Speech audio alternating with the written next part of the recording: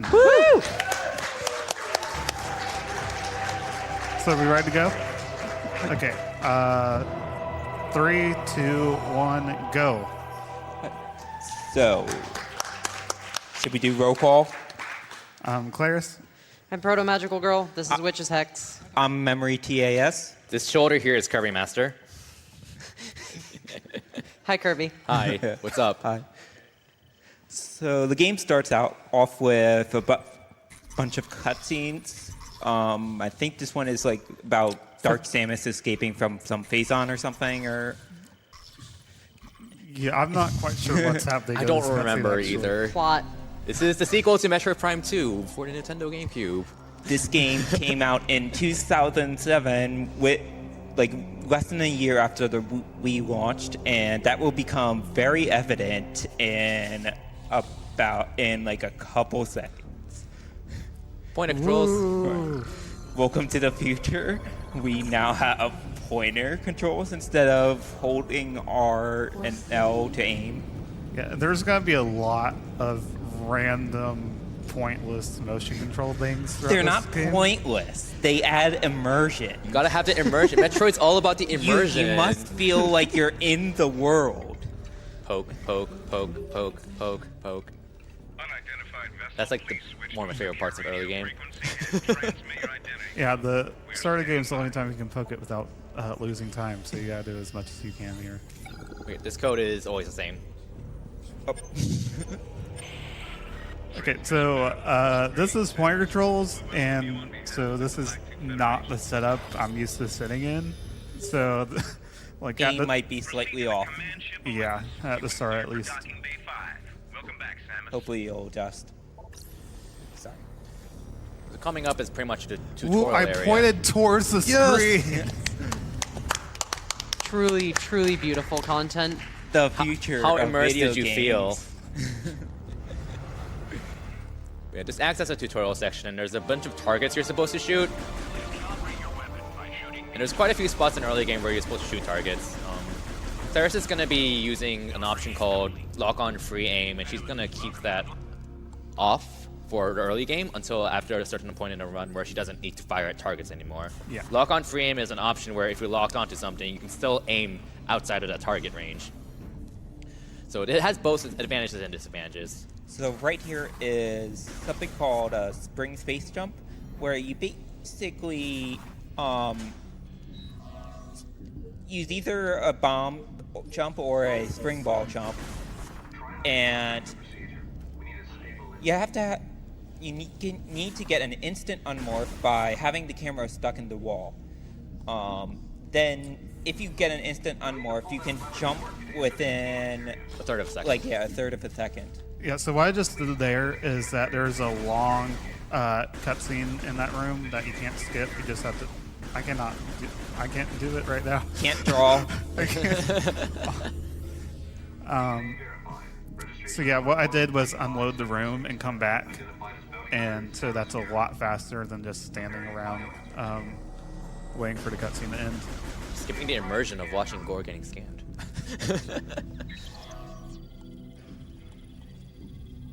I am so immersed.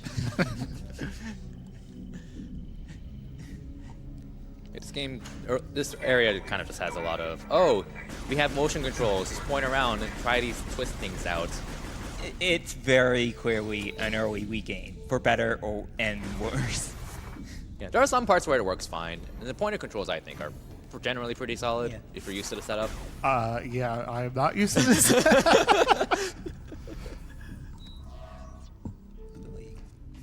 Alright. So right here, Claris is springballing to hit a low trigger for the next room coming up to save a little bit of time. This game is ran on optimizing how you load the next room quickly a lot, because in a lot of rooms, there's two ways to load a room. One is to shoot the door and get close to the door, and that automatically starts loading the next room. The other way is to hit an invisible loading trigger for the next room, and that starts loading that room. So in a lot of cases, sometimes it may take long. Oh, by the way, this save is required. Yeah, so you have to visit it.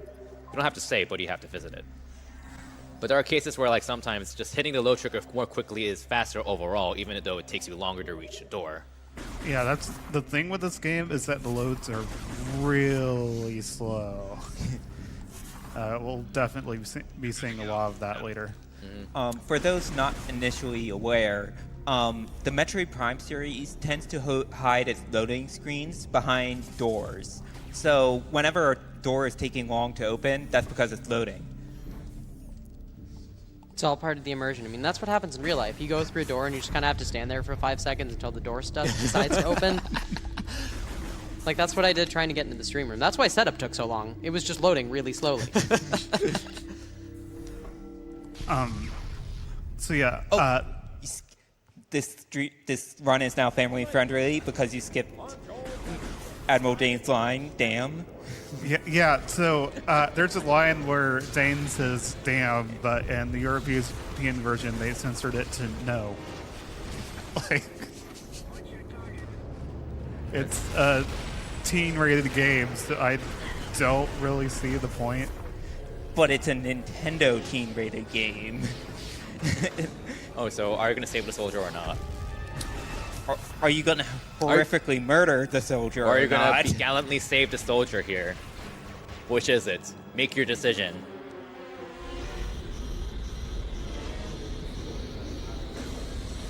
No, he's dead. You just shot a man and caused him to go into the cold depths of space. Speedrunning. Yeah. It I mean, doesn't did you just even not save see, time. Did you just not see my Fire Emblem run where I killed 5 units? It's the same amount of time. It's chaotic evil. Like, This is choice. not the save all soldiers category. This is any percent normal, okay? It doesn't even lose time to save. So on a serious note, we just had a fight. There's a few pirates you need to kill, and you need to kill all of them to pick up the energy cell, which allows you to power this up.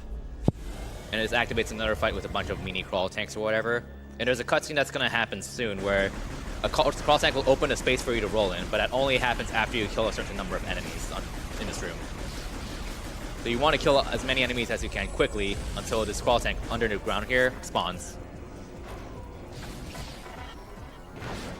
Also, one thing, when you enter and skip a cutscene, if you're in Morph Ball, the camera will face the way you're moving before the cutscene started. So sometimes one of those bugs will push you away right before the cutscene starts, and so then the camera will be like facing some completely random direction after it ends.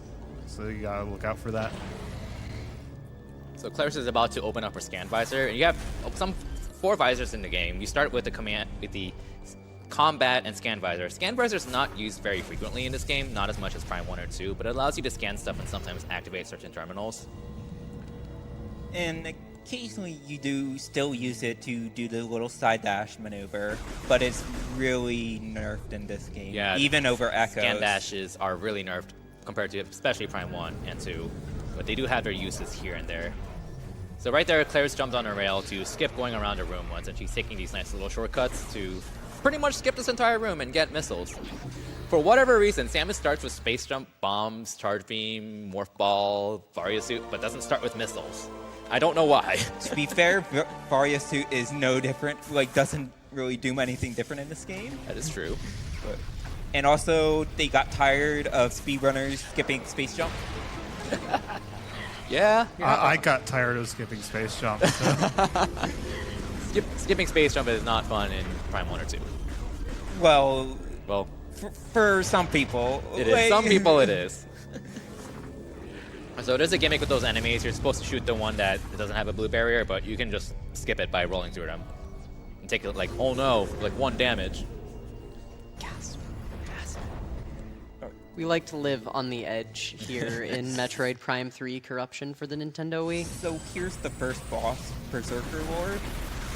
First she needs to shoot the shoulder things, and then the enemy will shoot either 3 or 5 purple orbs, and if it shoots 5, then you can damage it in Gotcha. one phase.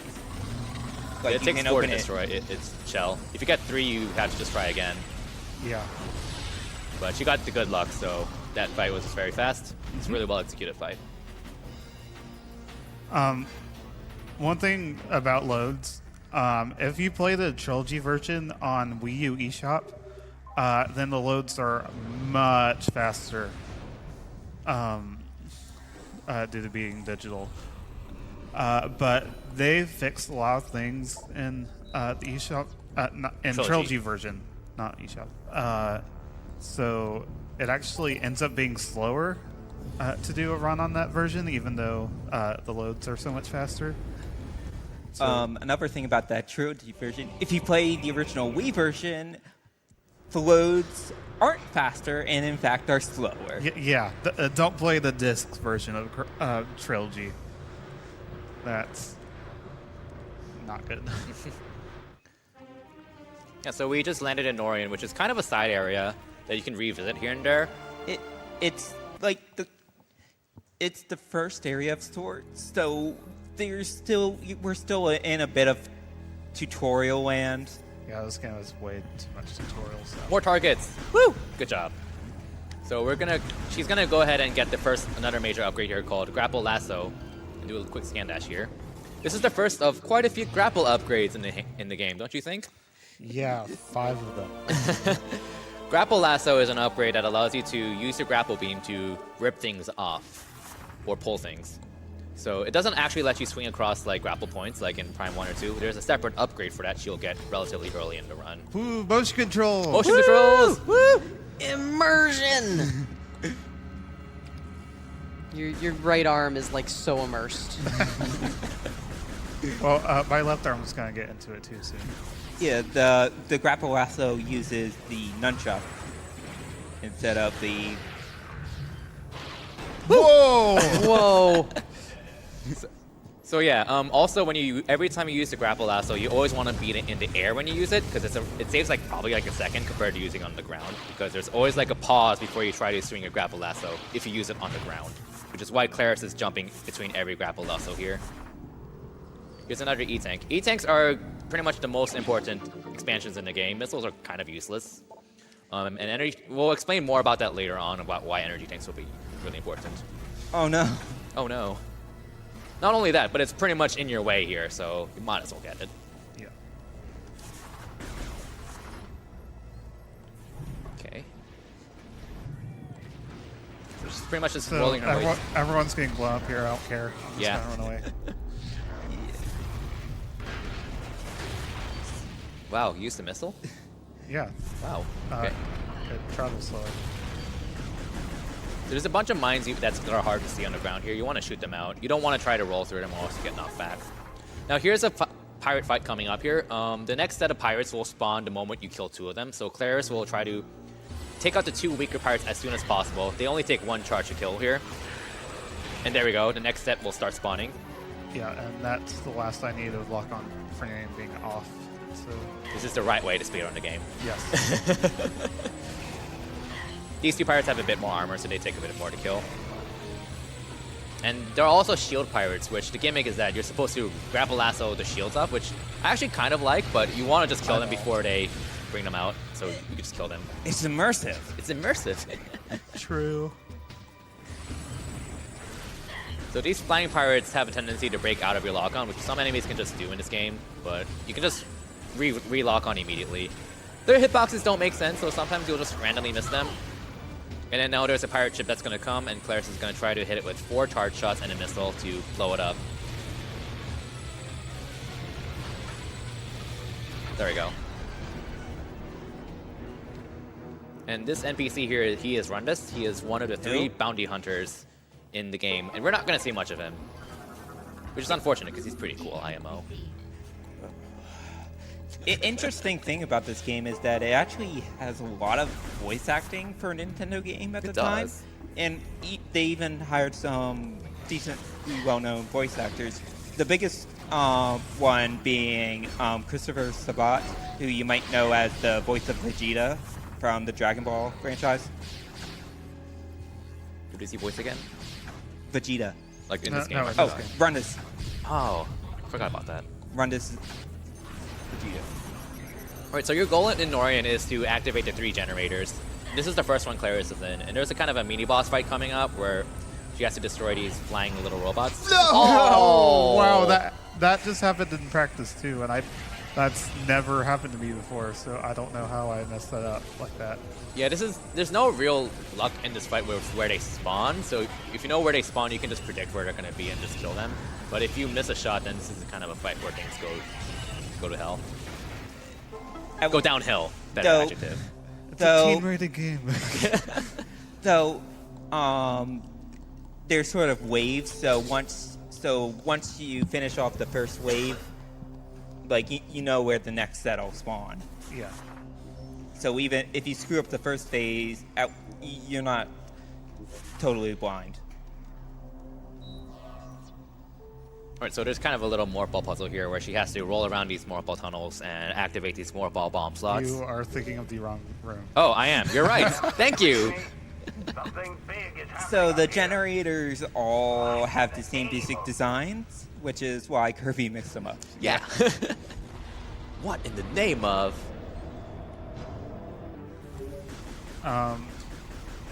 There's not much going on right here, so if you have some donations, that would be a good time. Well, we've got plenty of them. $500 donation from Icefire. Hey. Wow.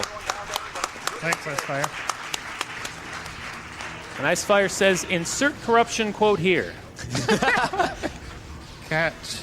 Go on. We've got $25 from Jim Bradfield saying motion controls are the future. There's a $75 donation from Average Joe 1812. Samus still needs more DACA. Good luck on the run. Donation goes to Runner's Choice.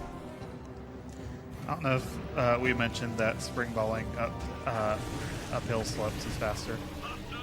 Hostile eliminated. Wee. I think he also, Christopher Scott also voiced some random troopers, but who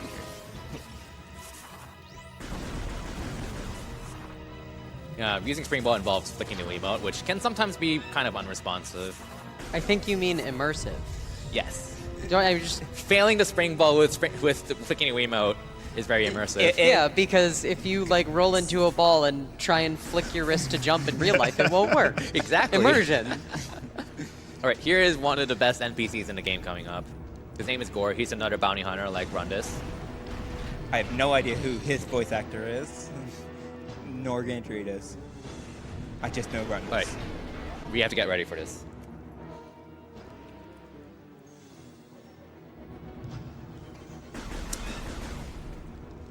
Go on. So Quer's activated the loading trigger, but the in-game time is paused while talking to the NPC. I'm actually not aiming for in-game time since we won't get a chance to even see it. Yeah, but you still did it anyways because it doesn't waste time either. Yeah, because like I still beat the load to the next room, even talking to him. So it's like, oh, I can waste time there. Yeah, the Prime community typically goes by in-game time, and this game is no different for the most part. But it requires watching the credits in a marathon. We're probably not going to do that. Yeah, But credits are 5 minutes long. yeah, 90% of the strats are like the same anyway, so it's not really too big of a deal. All right, so here's a Ridley encounter. There's a way to skip it. It's stupid, so Claris isn't doing it. Yeah, it uses the very immersive spring ball, and I don't want to do that. So because this game has spring ball, to make sure that you cannot do like bomb jumps that are higher than before, they added something we call the one bomb in midair rule, where if you get hit by a bomb while in midair, it won't let you get hit by another one until you touch the ground again. And what the game considers ground can be a little interesting at times. Okay, so it's random how many lasers you get, so that was actually perfect. The Nice. minimum amount of lasers. I was able to get generator B. Nice thing about Rundus is that he actually gets a generator for you. So really, you only have to get 2 generators online, not 3. Wow, you know those targets was very immersive.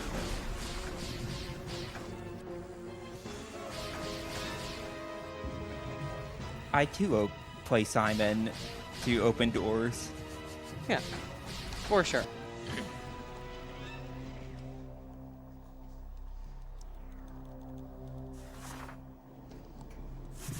All right, this is the room I was trying to talk Yeah. about. So after Claris activates the terminals on the two sides of the room, she's going to go around some more ball tunnels and activate some bomb slots. With each bomb slot she activates, there's going to be a morph ball platform that's going to show up. That's faster by a second, by the way. On the higher level, which she needs to cross to... Tunnel. Okay. Tunnel. Tunnel. Tunnel. There we Like go. where the camera changes like that, it messes up your controls sometimes. So To my understanding, if the camera changes instantly, your controls assume that the camera was at the previous angle for about a second in this game. Something like that. It kind of messed some things up.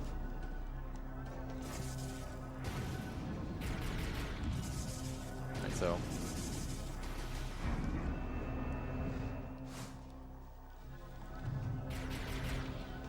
no. How often have you made that cycle? Oh, I mean, I completely messed up getting into the tunnel Yeah, to so start. that's Screw true. everything Who up. knows really what matter. tunnel cycle we were on? Probably. All right. No. No. No. No. Oh. So you can jump. You can use the spring ball to like slightly speed up this section, but it's in a like- marathon, it's a little risky because if you fall, that's a lot of time lost. You have to climb all the way back Yeah, up. it's like I'm already not used to this setup. Let's not throw in random spring balls. All right. So here's Ridley that she's about to fight. This is basically mash as much as you can. Yep. So Ridley's weak point is the mouth, and you just want to keep trying to mash into his mouth. And that's about it. They actually buffed the uncharged power beam shot in this game. Yeah, compared to Prime 1 and Prime 2. Yes. Prime 1 and Prime 2, charge beam does 50 damage, uncharged does 2 damage. But in Prime 3, uncharged shot does 5 damage, charge beam does 50 damage. So it's very nice for a fight like this. Okay, so basically this fight is divided in 5 phases. This is the second phase here. The starting attack in this phase is random, but every attack after that follows a certain order. So like, it's the same pattern no matter what. It's just where you start in the pattern. Yeah, it just cycles through them. So There's not going to be too much variation.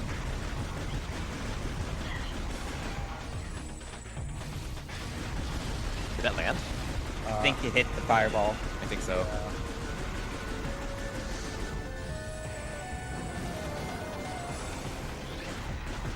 Okay, now fortunately, Ed's gonna do an attack where he pulls his hand back and then I get 3 shots in. Hopefully, I'll actually get all 3 shots.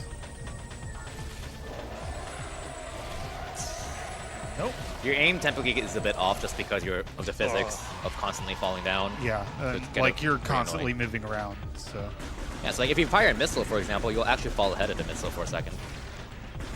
Not? No. Oh no, because I think you're falling. I don't remember.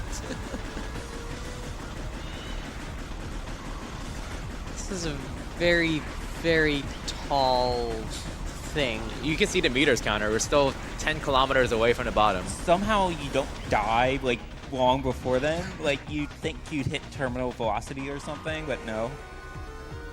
And to be fair, Samus is in a suit. Does it have like G diffusers from like F-Zero? Yeah, of That- course. That suit is magic. It has everything in it. And Run has just saved our butt. That's I don't think they've introduced magic into the suit quite yet. That's one game later, unfortunately. So the 3 generators are activated. Now Claris is going to go ahead to, I don't even remember the room name. It's center of the area, I guess, which is where she's going to activate a cutscene that precedes the story. So that impact in 4 minutes thing will actually kill you if you take 4 minutes. Yeah, even though there's not like a timer displayed on the screen, every so often they'll announce over the intercom. Yeah, like every minute it'll be like, impact in 3 minutes, impact in 2 minutes, blah blah. So did you know all efforts to stop the meteor have failed? I'm curious though, what happens if you like save at the last minute? Does it reset the timer? Yeah, it does. Because that would suck if you could just get screwed by saving at like 1 second remaining or something, and like you'd have to start an entire new file. But thankfully you don't. Yeah, so we're almost done with the tutorial areas.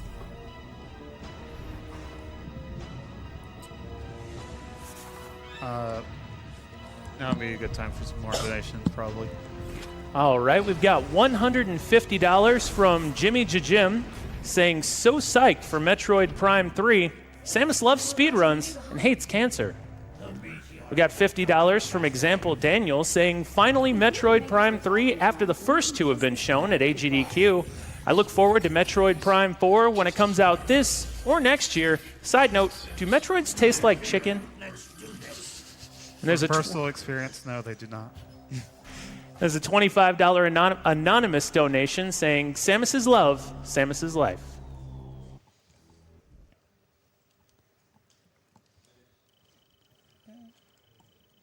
So Samus just got owned by Dark Samus, and she was in a 1-month coma, and now she's gonna wake up, and the Federation is gonna be like, "Hey, what's up?" By the way, we installed all this stuff in your suit while you were sleeping. We don't need permission to do that, right? Yeah, and we're not going to even wait 30 seconds after you woke it up from a long coma before we're going to explain this stuff to you. You've been asleep for quite some time. A month to be exact. So yeah, the upgrade that we actually just got is called the PED suit. It basically allows you to use hyper mode, which is the main combat mechanic of this game. It's required. The game tells you use an energy tank to have a limited amount of phase on, which is incredibly overpowered. But you don't actually use health when you activate hyper mode. You only use hyper mode in proportion to how much phase on you use. In addition to that, when you're in hyper mode, you're completely invulnerable to anything.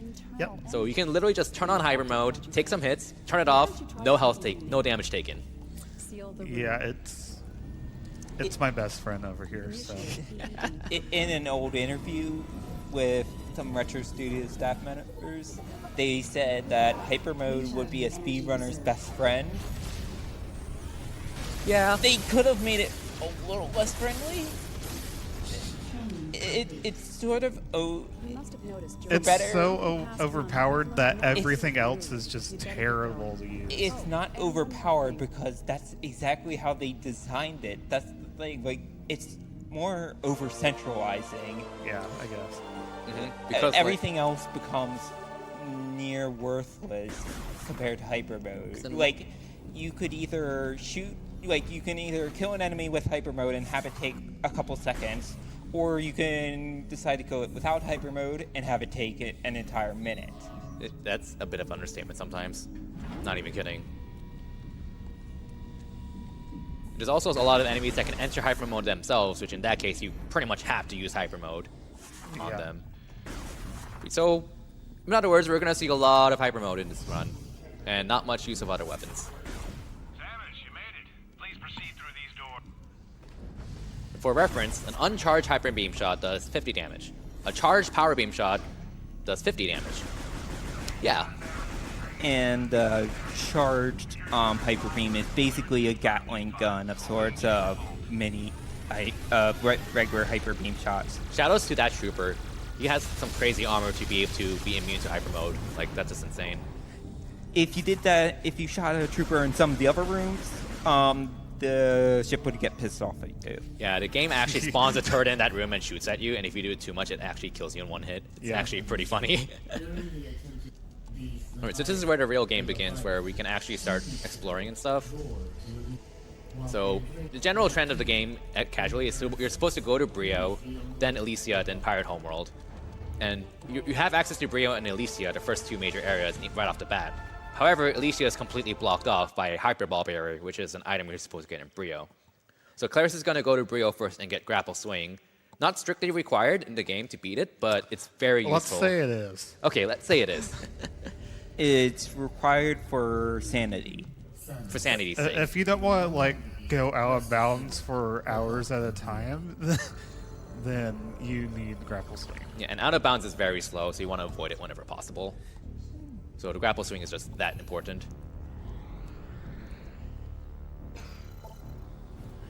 And you still have to go to parts of Brio anyway, so... Yeah, because you need Screw Attack later too. Yeah, so this game kind of treats elevators differently compared to the other Prime games, where your ship is basically a really flexible elevator, and you have landing sites across each area, which you can pretty much just teleport to with your ship each time. And in Brio, you can only access one landing site at first, but so you need to get the Brio map in order to unlock the other areas, which is important because one of them one of those areas is required for screw attack.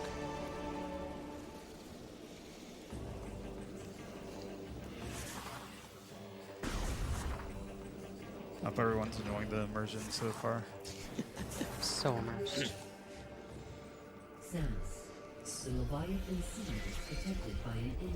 So one thing about this game is that while there's an option to turn off hints, it doesn't actually shut up the NPCs. It doesn't. So they're going to be talking to you throughout the entire game, no matter what you do.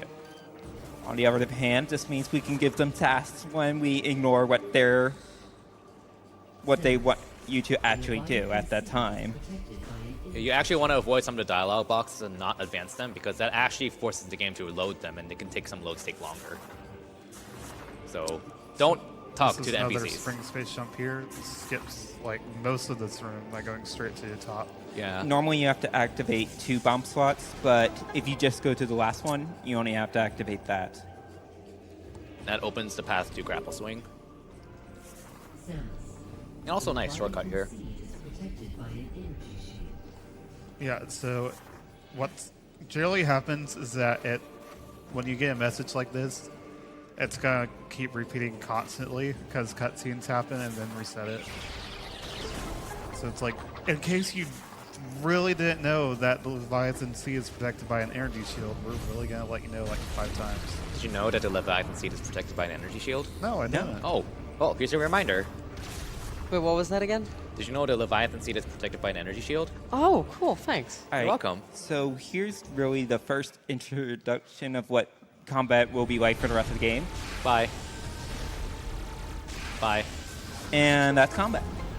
Yep. Hyper mode is really powerful. I believe the spawn point for one of those enemies is random. I don't remember off the top of my head. That's I don't know if it's random for moves during the cutscene. I need to like. I don't think I've ever actually thought to check that. good point. And Brio has kind of a little mechanic where you have fuel gel, and if you shoot it with a charge shot, you can blow it up. It's not super relevant because we're not going to be in Brio that much. Oh yeah, here's grapple swing, which basically gives you the grapple beam from Prime 1 and 2. Yeah. So this is the second out of 5 grapple items in this game.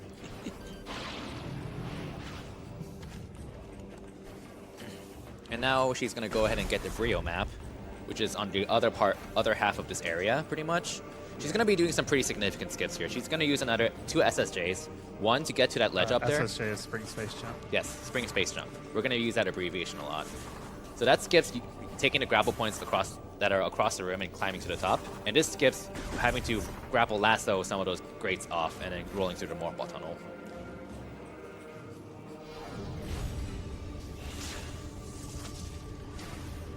Well, I don't mean to interrupt the immersion here, but we've got a $30,000 donation from the Yeti. Wow.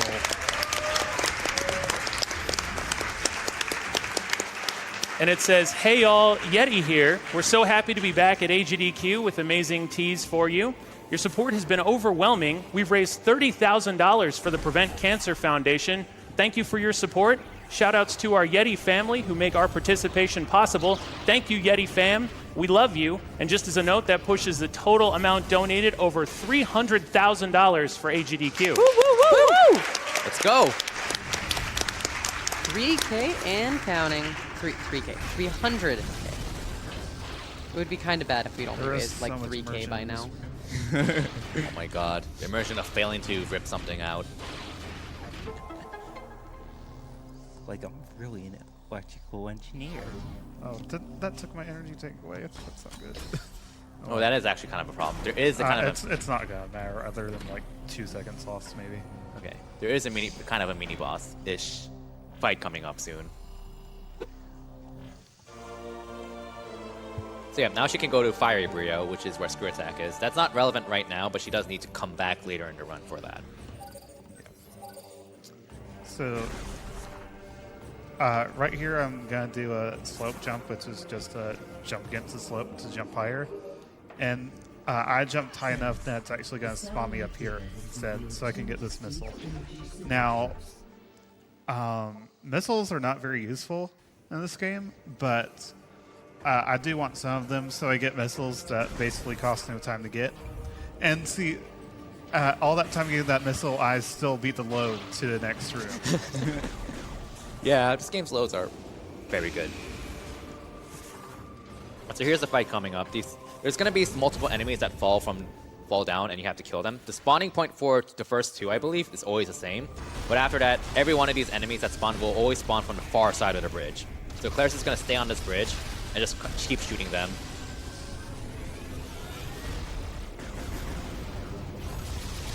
That was some immersive combat. Now, go ahead and do one donation here. All right, we've got a $25 donation from Red43 saying, Red from World 9 Gaming here. Here's to a great Metroid Prime 3 corruption run. Everyone needs some immersive environments now and then, right? Let's keep it up in kicking cancer to the curb with the donations. Okay, so this is where the fun really begins in this run. So this trick has been known for a pretty long time now, but Since 2011, yeah, so 7 years. but it wasn't actually incorporated into runs until very recently. Yeah, Claris was, I think, the first to use it. yeah. It's the biggest skip in the game by far. Yeah, so Th- aside from getting screw attack, I am done with Brio now. I'm not doing getting ice missiles or ship missiles or hyperball or fighting Magnar or any of that. So if you had any donation, No, if you were going to but make, I mean, if you were going to make a donation about Rundus's music, you're not going to hear it. Yeah, you're not. On the other hand, this means Rundus lives. So write that into your headcanon, if you will. Okay, so first I'm going to go forward to load the next room. Next thing's a bit faster later. One, The satellite two, data has revealed three, 2 distinct energy signatures. 6, 7, 8, 9, 10. It's not over yet. Oh, wow, that was a stupid way to mess that up. 1, 2, 3, 4, 5, 6, 7, 8, 9, 10.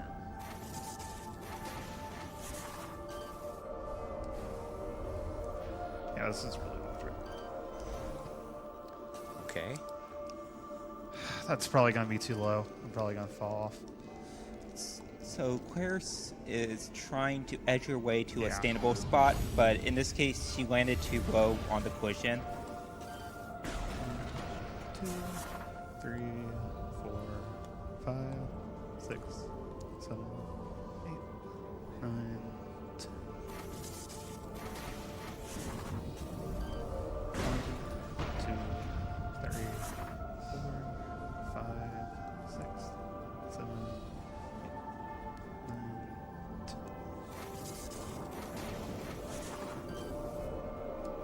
Aw. So once Clara shoots the robot, she knows when it will respawn. 2, So that's why you hear her counting. 5, 6, 7, 8, 9, 10.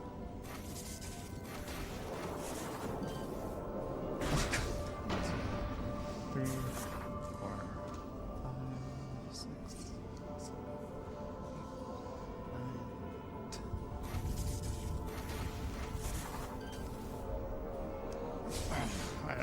9, 10. This trick is very difficult. 2, 3, 4, 5, 6, 7, 8.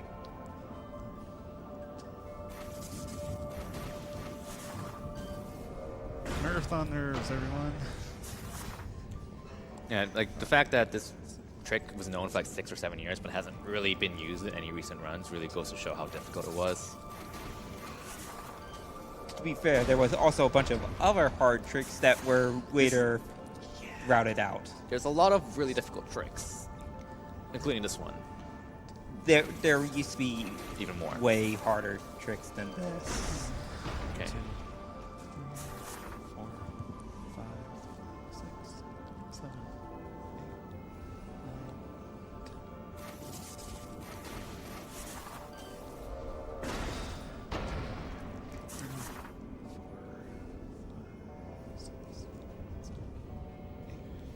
9.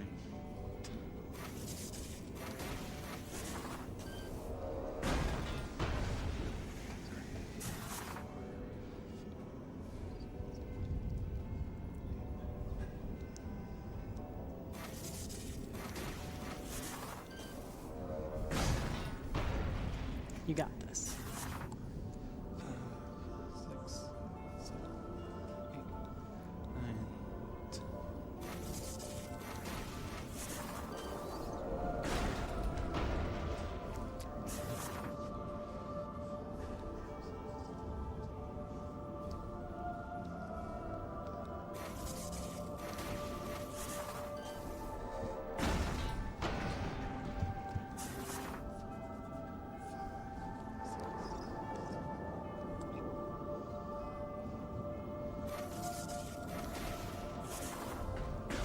Spring ball. I think she landed on the edge of the ship.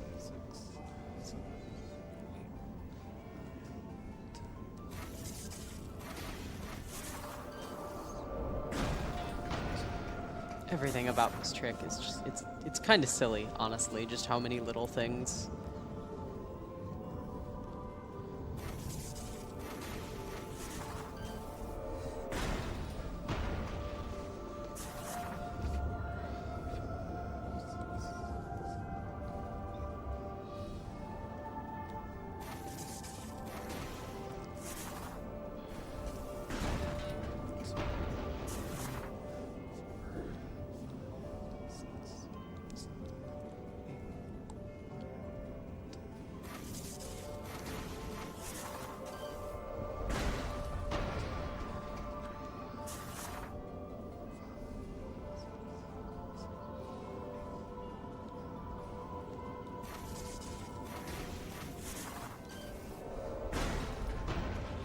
I'm obviously doing something wrong. Yeah. What is it?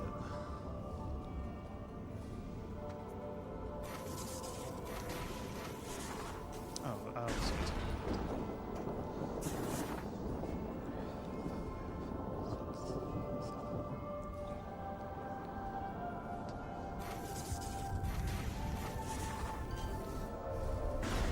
Going.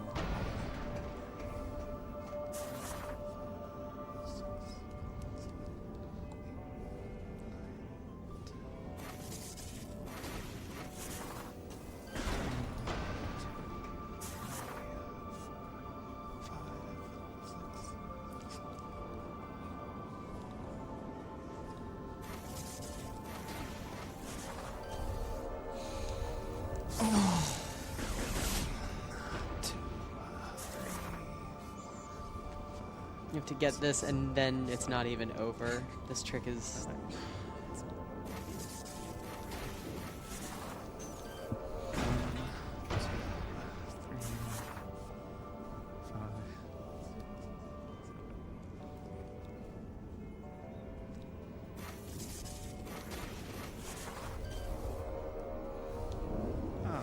So this run's gonna be an overestimate. Maybe everything else will go perfect. Nope.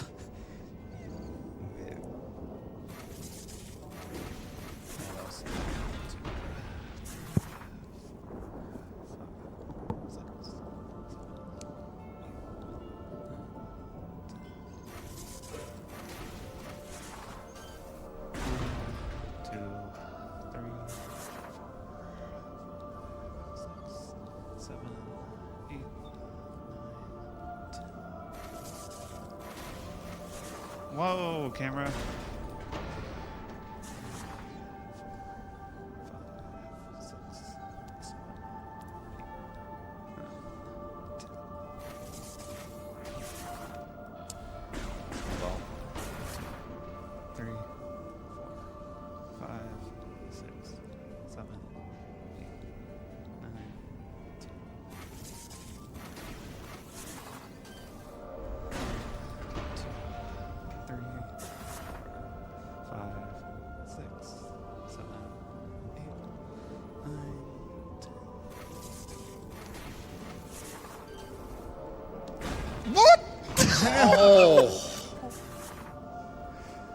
slip of the finger.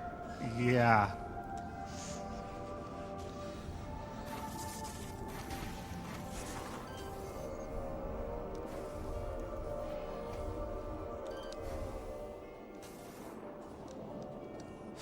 Finally, okay. Well, it's not. It's not over. It's not over. It's not not over. over. Stop, please, stop. Not over yet. Okay. Stop clapping. It's not over. It. Now she's trying to edge her way to a standable spot where she will be able to regain her jump.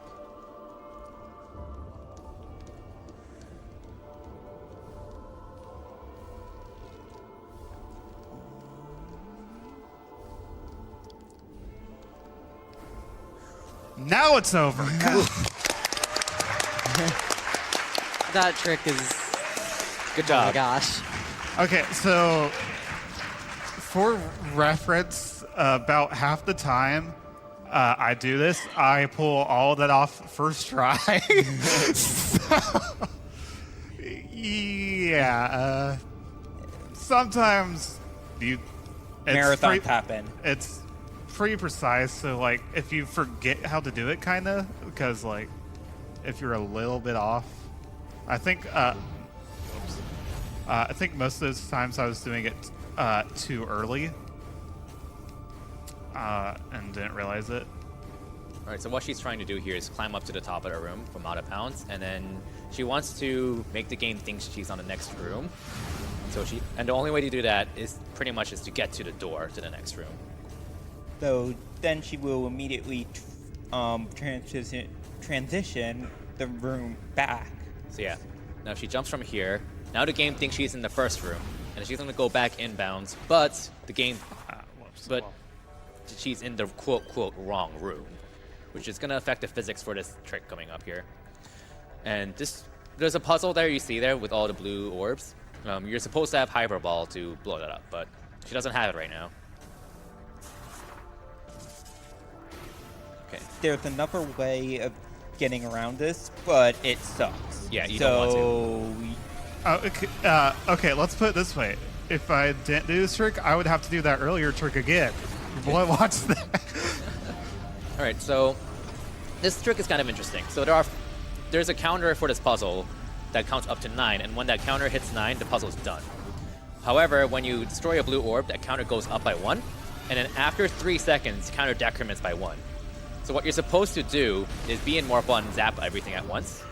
But what Claris is doing here is she's shooting a blue orb to increment the counter once, morphing and unmorphing during a charge shot, such that another charge shot will hit the same orb again as she morphs. So that brings the counter up by 2, and then decrements it by 1 after 3 seconds, meaning there's a net increase in the counter by 1.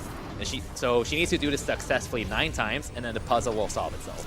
Yeah, very basic, not really accurate explanation is that instead of shooting all 9 orbs once, I'm going to shoot 1 orb 9 times, and then it'll open. And this is not possible if the game thinks she's in this current room, because normally she cannot unmorph in that Morph Ball slot. But the game thinks she's in the wrong room, so the collision for this puzzle is a little bit wonky. And one important thing is that you can't actually tell if this is working. So sometimes I'll only destroy the orb once instead of twice, and I just don't know if that happens. So you just keep doing this until you're done.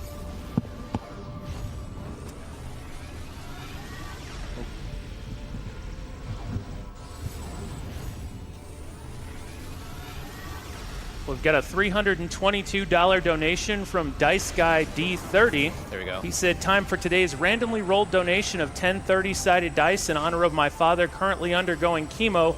Good news, though. Today I rolled 161, but one of the die rolled a 30, so you know what? Critical donation. Let's double the amount. Good job. Thank you very much, Dice Guy. So that is early Alicia. Those 2 huge tricks. Still saved way more time than doing Rio. So Rio costs like around 20 minutes to do at least, so... Now, Alicia introduces these fun little zip lines that are basically time sections you can't speed up. And there's all these enemies you were supposed to shoot out of the way that would knock you off or do damage to you, but you can literally just turn on hyper mode and not care, because it's hyper mode. Though you do want to turn off hyper mode during some long ones, because otherwise your tank will auto vent and you'll just lose the knee tank. Yeah, I have 25 seconds of hyper mode before you lose it. So if you cancel it manually, you won't lose an energy tank, but if you let it run out on its own, then that energy tank is gone. Normally,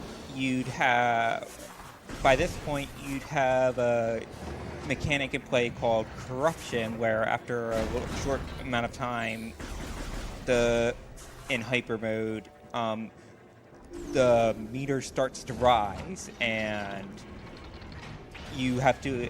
You can't let it fill all the way, or else you game over. But Clara skips that part. So she's never going to get corrupted in this run. Yeah, the main thing about that is if you get corrupted, then you can no longer manually exit. You have to waste the entire bar and your entire energy tank. There will be no corruption in corruption. Really makes you think. Alright, so now she's pretty much just going through the story path of Alicia. You don't need Hyperball for like anything at all anymore. Well, in this There's area. one more thing at the very There is one later on. Close Not right to the now. end of Alicia. So her goal is pretty much to go through Alicia and get Boost Ball. And Alicia, the main area of Alicia is actually a very linear path. It looks very confusing, but in actuality, it's really just goes from door to door for the most part. So There's some shortcuts that open up later on, but he doesn't have access to them. for the first run through of the area, you have to go all the way. So here's a mini boss coming up called Steam Lord, and he is a mini boss that's invisible for the most part. However, if you destroy one of these minions, then he spawns and starts trying to revive it. And then that's when you can damage the Steam Lord. And you don't actually want to use Hyper Mode in this fight. Yeah, because hyper mode will knock him all over the place, and when he gets knocked around, he disappears again. So, rare scenario of not using Hyper Mode on a boss. Well, not primarily. Yeah, these are going to take out the hyper mode, but then I'm going to turn it off.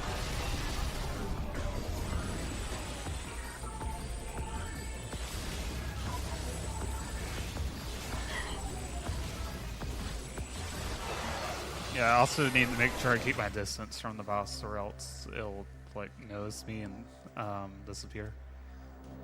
I don't really know how it works. You'd think it knows like getting shot constantly, but apparently not.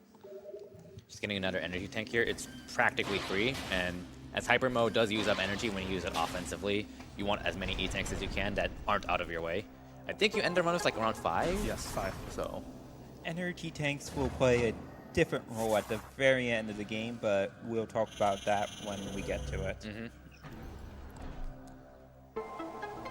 So, wait a second here, or else, due to the way this room's laid out, I'll start loading a different room if I go too forward too soon, and then I'd have to wait like 5 seconds at that door. Not much is going on right now, so if you have more donations, that'd be a good time. Absolutely. We've got a $50 donation from the twins that says, "This is for my parents. My mom survived cancer, and my dad has his second chemo treatment tomorrow. Good luck to the speedrunners. I've been watching for many years now, and every time it just gets better and better." We've got a $30 donation from Draken that says, "Obviously had to donate during Metroid, my absolute favorite game series. Much love to all the runners playing games for a great cause. Poke that bobblehead, beat cancer, stay immersed, and save the cosmos." stay immersed. Are you still immersed? I lost my immersion recently, so hopefully I'll get it back soon. Or Well, you're it's about a to get good Boost thing Ball there's soon. plenty more motion controls to get you back in the immersion. Oh, there's even some. There's one mechanic coming up that doesn't quite involve motion controls, but is still very immersive.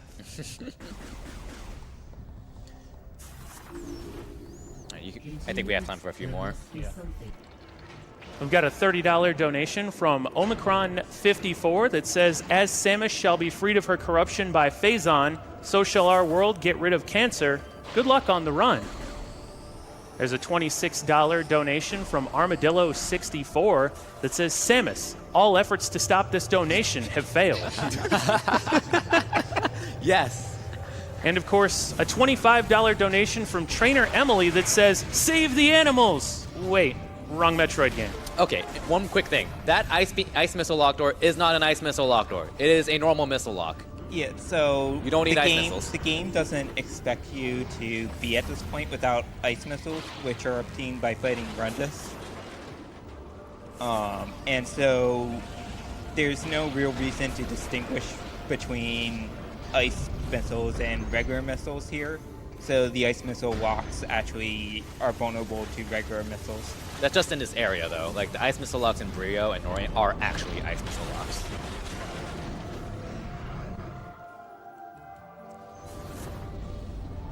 Yeah, I think we can squeeze in another one or two before the next puzzle. Well, Oranges donates $30 and says, even with the motion controls, which aren't that bad, this is honestly one of the favorite in the trilogy for me. Good luck, Claris. I'm rooting for you. And there's $25 from Remora Vox that says, always great to see a Metroid Prime game being run during GDQ. Thank you, Claris, for running this game. See you next mission. Right, so there's a puzzle coming up where she needs to... There are these things that block the grapple points that you can kind of see right there. And you need to lower them using the morph ball tunnels here. And there's 3 of them you're supposed to lower, but she's going to be skipping the very first one. It's kind of a tight grapple to do, so hopefully... Especially since when you release your grapple on a grapple swing, you actually lose all control of Samus, which is really annoying, and was not a thing in Prime 1 and 2. So being able to grapple across these grapple points without lowering the first ball is actually pretty tight because of the awkward angles and the aspect of losing your control.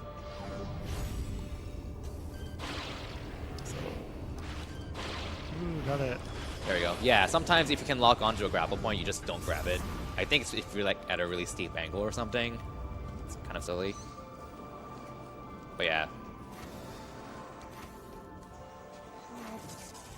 Maybe you can...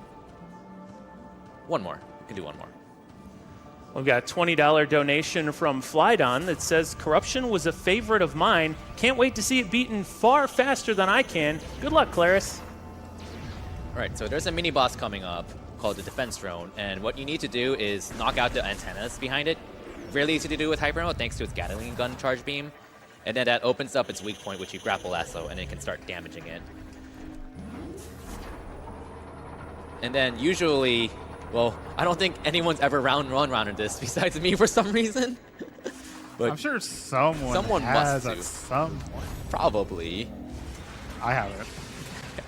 I don't know. I still don't know how I did one round at this. But typically speaking, you can come really close to killing this boss in the first round before it closes itself, and then you have to repeat the cycle. The hitbox is also kind of wonky for its weak point because you have that little antenna in the middle.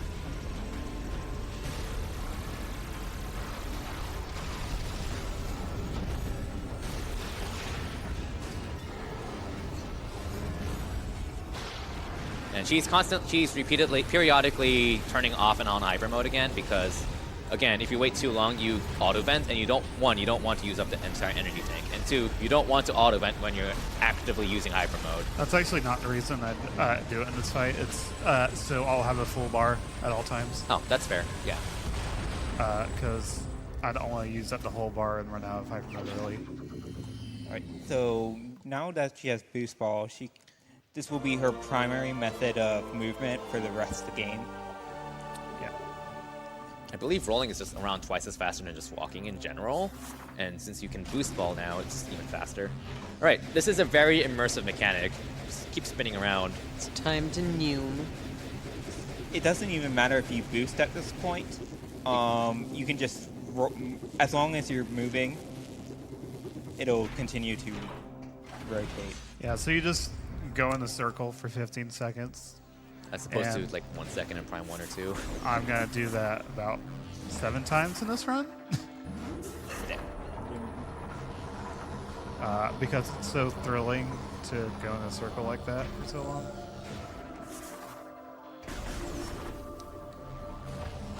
helping me get immersed in the game again. That's a nice little shortcut to get down really quickly. I mean, you pretty much just fall Whoops. down. That Oh. was interesting. Right after I said you falling down. I'm sorry. Exclamation point, I fell down. Right, so now Claris is gonna get back to the AU unit, which is kind of the NPC of the area that you need to talk to start up certain missions and progress the story. But to access it, you need to activate one of these ledges.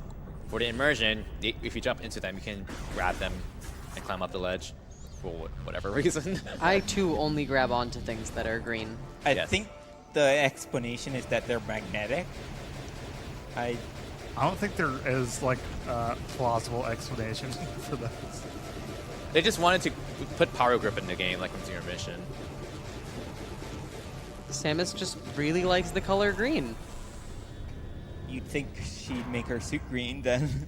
I mean, her visor is green. Like, she makes her whole field of vision green. It's just green all day, all the time. You know, that are like matching ship.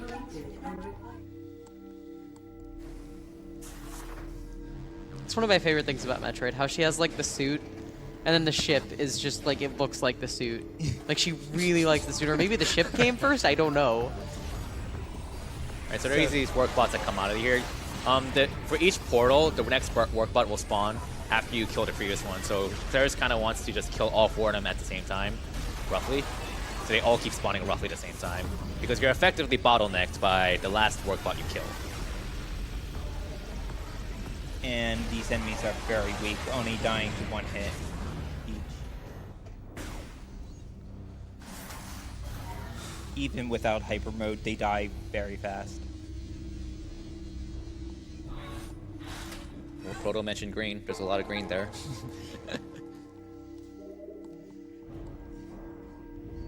Did you know? Soon everyone will be corrupted, including you. Oh, wait, that's this cutscene. That's not for a while. Oh, is it not? No. Ah, dang That's it. I mean, we're not going to be watching it, so it's like. We'll just say it was this cutscene. No one will know. Yeah. Alright, so now at this point, the AU unit is basically saying, oh, well, you need to fix all these, weld all these panel things to fix stuff. So in go order kill, to- go kill Gore and get his plasma beam. The game doesn't actually tell you where Gore is at this point, but very soon the ship will start saying messages that it's under attack. Obviously, it's Gore doing it, so now Claris is heading back to the ship. And this is where she really wants to have that hyperball puzzle at the start done, because she would otherwise have to go find a way to get out of bounds to go around it. And the closest out of bounds there is terrible. Yeah. It, I believe, requires like a 2-frame spring ball into like a frame perfect unmorph or something. And motion controls. Yeah. Also, these razor things can be a real pain to actually shoot, so just being able to hyper mode through them is a huge. Yeah, I tried to take those out earlier today and completely failed. And if you fall at any point, you have to redo the entire thing. So it's not worth like I mean, you lose nothing by even- using hyper mode. like it's not worth even attempting to do it normally as a joke, like because you lose that much time if you fall.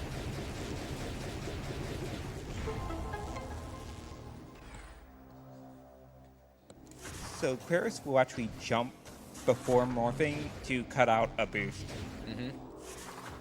That gives her a bit more momentum to start going Ooh, down I the turn it to half the pipe. right, twist it to the left, then the left again. Woo! Congratulations.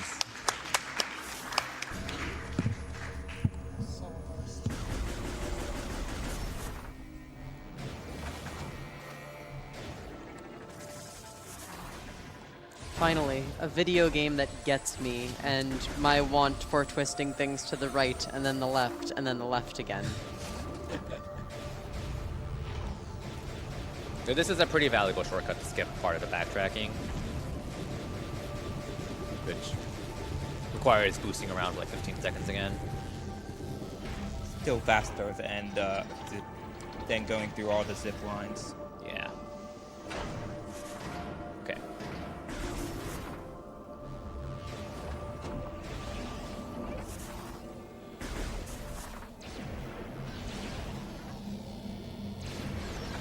Since we're just doing a quick backtrack, I think we can squeeze in like 2 or 3 donations here. Well, no problem. We've got a $1,337 donation.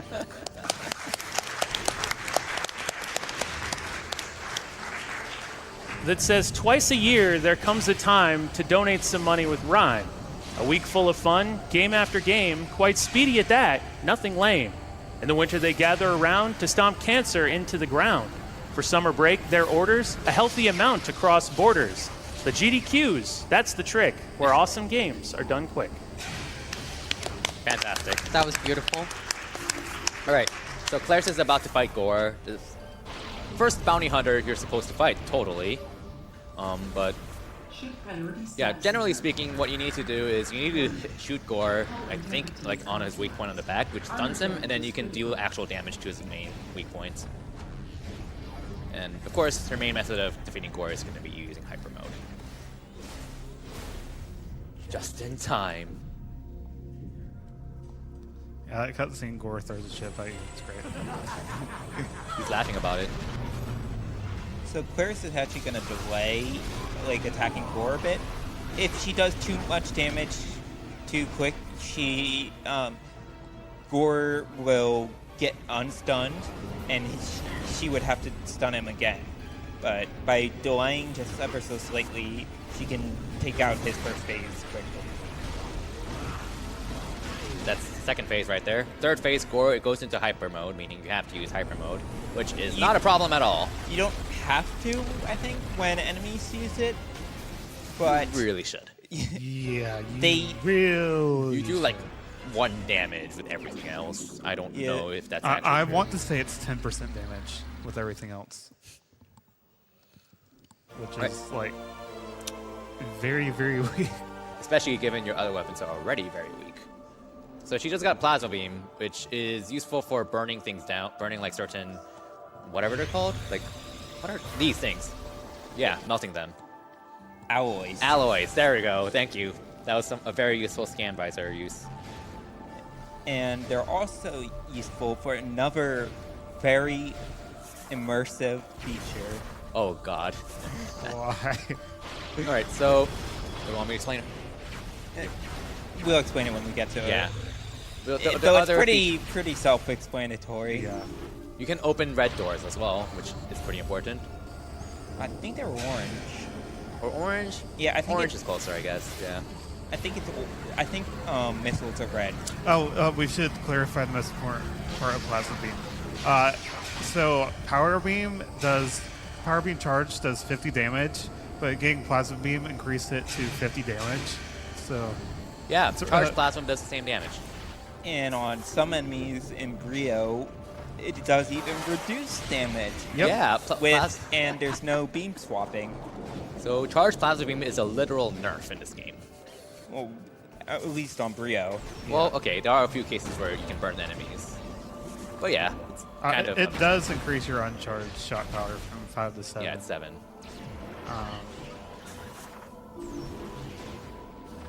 Yeah, but then on Brio, you start doing half damage to enemies. And so even once you get Nova, Nova is also weaker than Power than on those enemies. So really, you should just be using hyper mode. Yep. So this is a really valuable shortcut that you need plasma beam for. This pretty much skips like a third of the detour backtracking, which you may notice we pretty much going just back and forth across Elysia, but unlocking a few shortcuts here and there to make it a lot faster. Yeah, this will be like the last time I go through these areas, though. After repairing the Aurora unit, Claris will go to a new landing site and then go back to Brio and collect the screw attack. Yeah. Because you need plasma to get screw attack, but gotta get my ship repaired first. Alright, are you ready for the immersion? No. I am. Welding. Let's do it! Woo! Pretty fast. Oh, wait, round 2. Oh. Oh, there we go. So if you want to only do within the line, if you touch without the line, the entire thing falls apart. Actual people who know welding explain if that's not true in real life. I somehow doubt it, but I kind of doubt it too. Thank you, Samus. We must first, as an alternative, this facility. So yeah, what the AU unit is telling you is to blow up the Leviathan seed of Elysia, which is pretty much your main goal of this area. You need to get a map and build up a bomb to drop it on top of that. We're not entirely going to do all of that, but we are going to destroy the Leviathan seed. I mean, we're not going to do any of the bomb at all. That's true. the way to the bomb, you need screw attack, and casually you'd quickly run into wall jump surface, but Claris actually won't be using that at all. But you'll see why later. For those not familiar with the game, getting screw attack in Prime 2 and 3 allow you to wall jump on certain surfaces. You get screw attack surprisingly early in this game compared to other Metroid games. In Prime 2, you get in the last area, but I think it's your last upgrade before Quadraxis. Yeah. So it's really late. this way you get around the halfway point. Screw attack does deal a lot of damage, but it can be a little It's weary unreliable to use. But I mean, a lot of the time, like, you're still just better off using hyper mode, even though screw attack's really powerful. Alright, so she just unlocked the second landing site, which she will use to depart and come back to this area after she gets screw attack. this is pretty much the only landing site Claris will use for the rest of her time on Elysia. Yeah. Mm-hmm. Yeah, let's save. I haven't actually saved since early Elysia's. Yeah, don't want to redo that. Okay, I did not actually test these in here before I did the run. I started the run, so Claris has a bunch of timers set up for a trick. yeah, it's probably well, like 20 minutes from yeah. now. But I should test it now instead of like when I'm actually there trying to do it. That's a really good trick to just wing.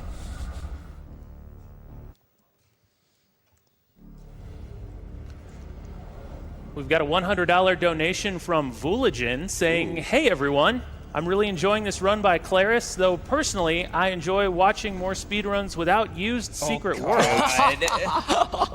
because these speedruns are real. Seriously though, great job so far and good luck with the rest." That's a notorious quote from someone in the Prime community. Let's just leave it at that. Yeah, just leave it at that. Alright, so welcome to Fire Brio. There are these gates you need to move with the plasma beam, although you can actually just jump through them after you shoot it. Well, you don't need the plasma beam for it. Yeah, Normally- you use charge power. for Yeah, it. normally you need charge power, but since you have plasma, you can just use that. Thank you. That did not go how I wanted. Yeah, she actually jumped on a standable ledge there to skip a bit of a puzzle where you're supposed to shoot down this platform and rotate it, creating a stepping stone. These You need 5 of these enemies things. cause you to float in these tunnels, but you I don't almost have, messed up. Alright, so you're supposed to have plasma beam to shoot that ice out, and then do this quick little puzzle here to make an opening to Ice Brio. you can actually get into Ice Brio early using out of bounds, but the problem is that you can't get back out. So like, So you have to do it now. so getting screw attack early is theoretically possible, but you're soft locked, you just can't get out. So it's unfortunate because it may potentially be useful if you get screw attack earlier, but that's how it is. I'm pretty sure it is. I'm pretty sure it would actually help with early Elysia. Yeah, look at this amazing cutscene where it just freezes while staring at Samus. Totally not a loading screen. I'm really immersed in that.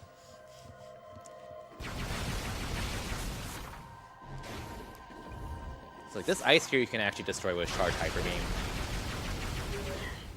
Of course, it's fast and better to just use Plasma Beam if you have it.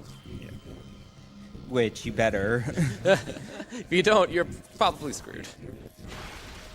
Alright, so If- Claris moved forward there before shooting the ice out, just so she can hit the low trigger for this room more quickly. If you don't have Plasma Beam and aren't trapped, then you're from the future. So I skipped ship missiles, but I still actually need them to beat the game. So instead, I'm just going to get a ship missile expansion because you only ever need one.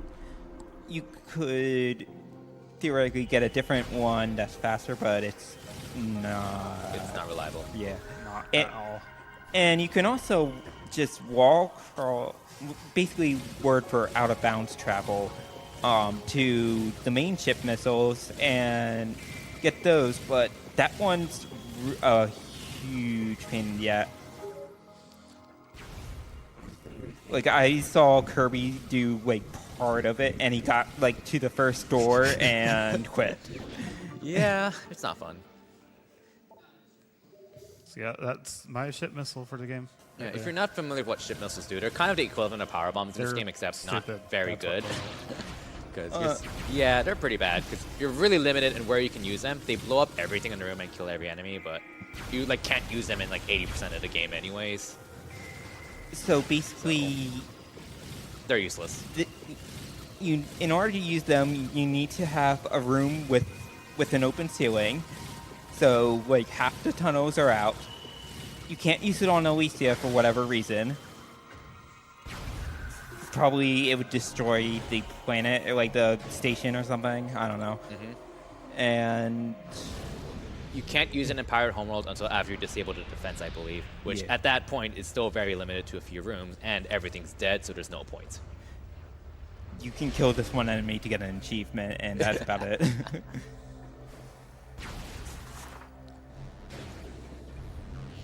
Right, so now she's just gonna get out of Brio. This is the last time we're gonna see Brio, and she's gonna go straight back to Alicia.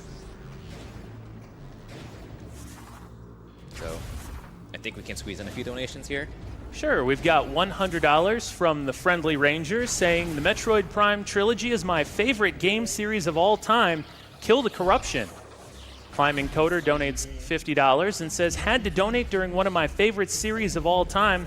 Good luck to Claris and all the runners today. Save the frames, immerse the animals. And there's $30 from Old Hoovian who says, Claris, make it stop. I'm so immersed. I can't take it.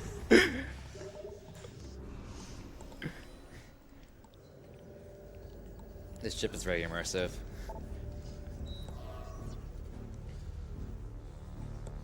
You can like look around, like you can look around in real life too. It's crazy. And you can see your own legs. Unfortunately, I can't right now.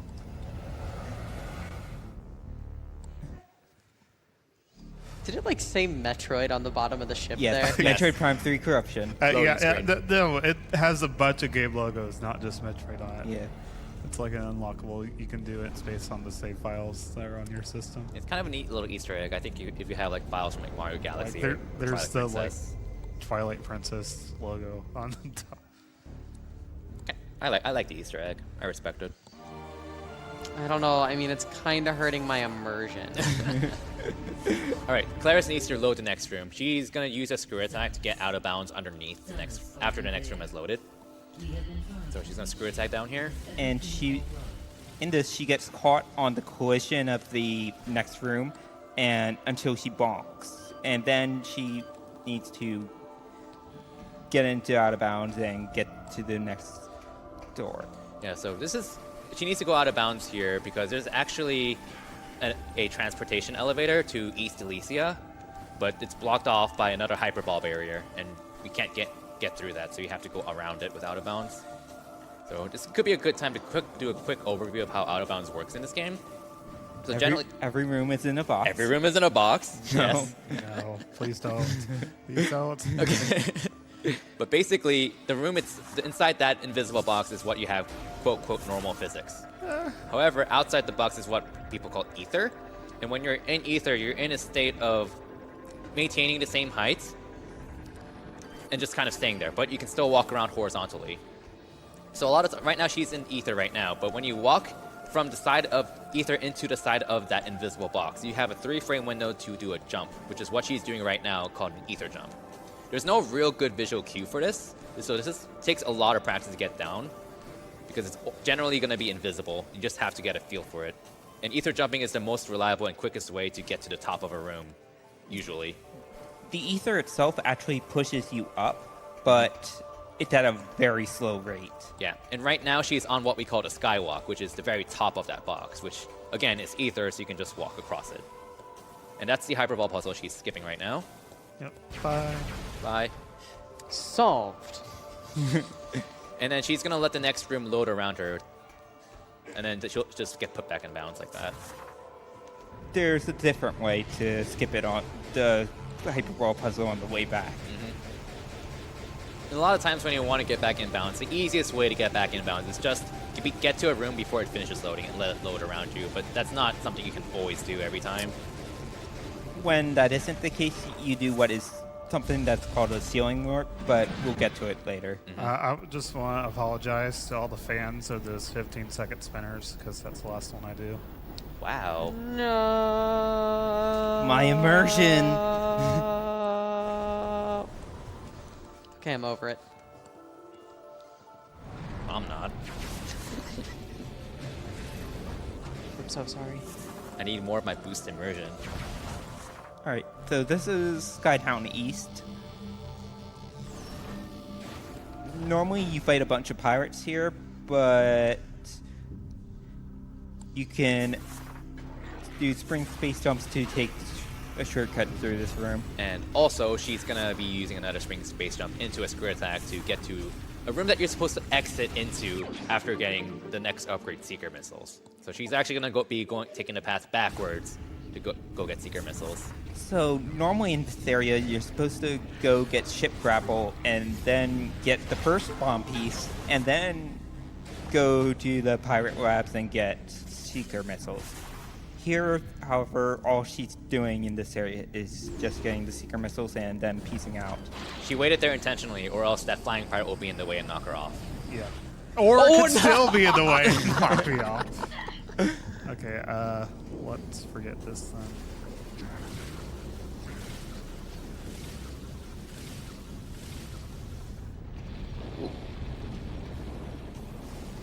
But yeah, the only reason she's in this half of Elysia at all is just to get Seeker Missiles, because there's no way to skip it.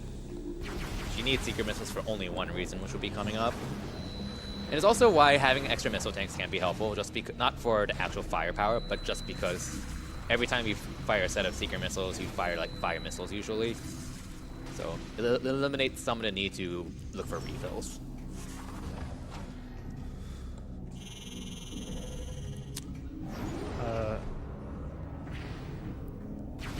Bye, E-Tank.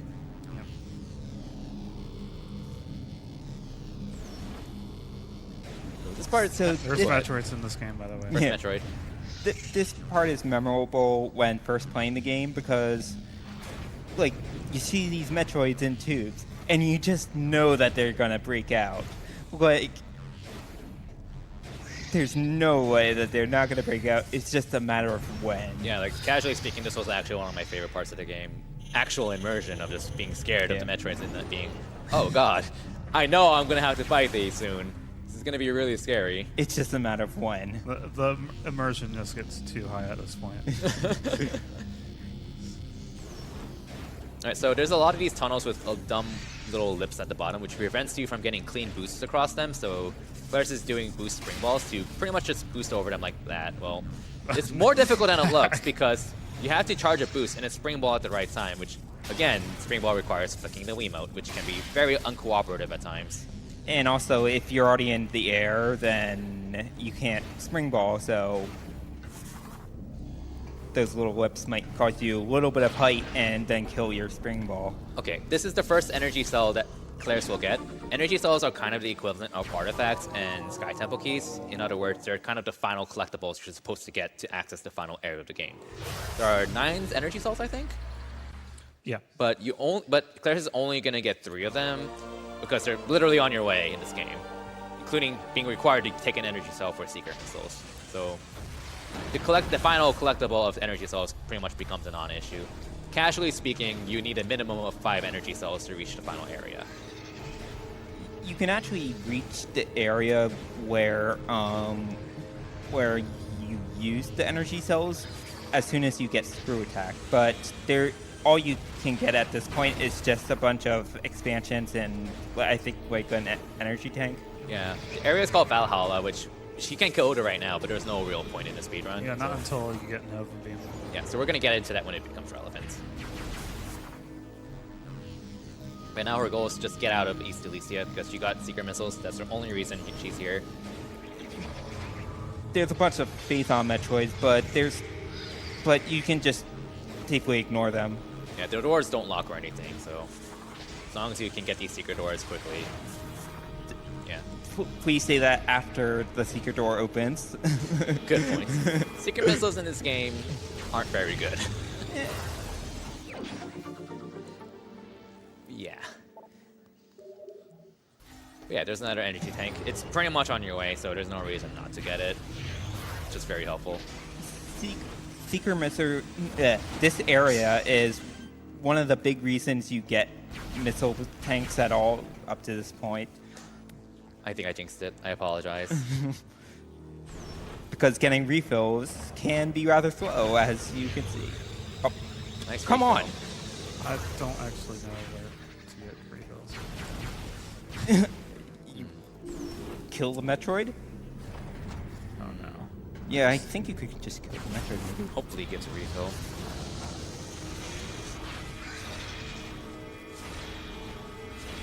You have hyper mode. No, I was doing that to get rid of the missiles because I'm hoping it would. Oh yeah, increase that. the Sure. chance. So, like Echoes, Oh, this. There's one. Whoops. So like Okay, I get one more shot at this. Please actually work this time. Thank you.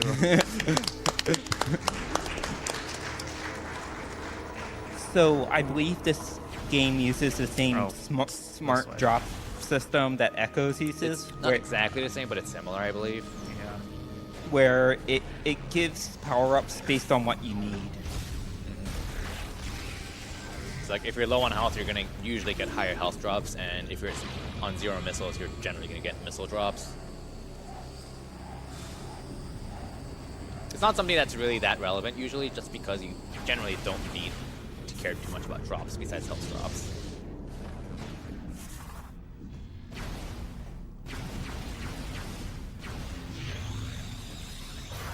Right.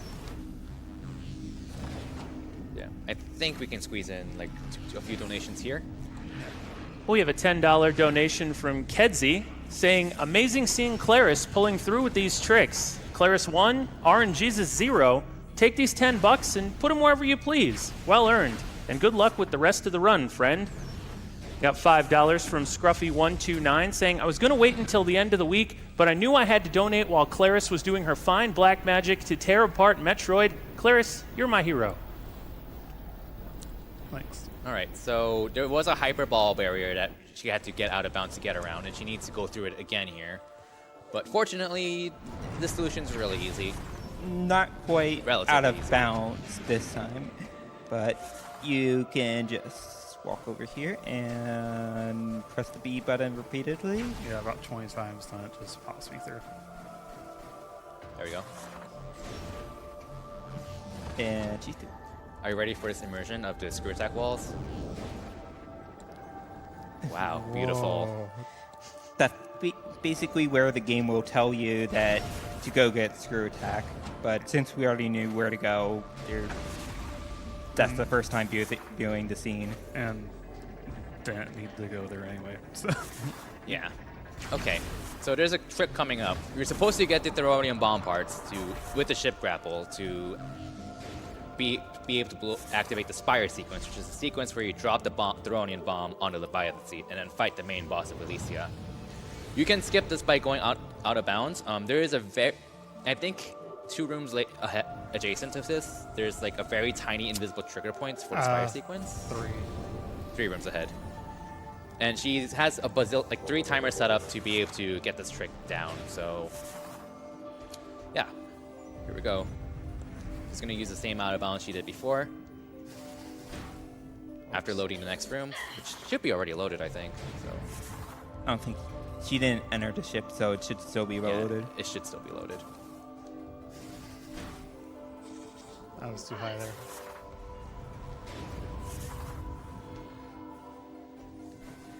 There used to be another way of doing this out of bounds, but it's much worse. Yeah, Don't do it I ever. really don't want to do it.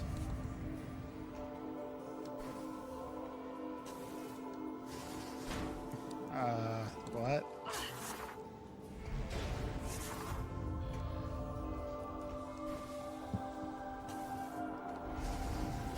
There we go. There we go. It's not over yet though. Nothing's ever over yet.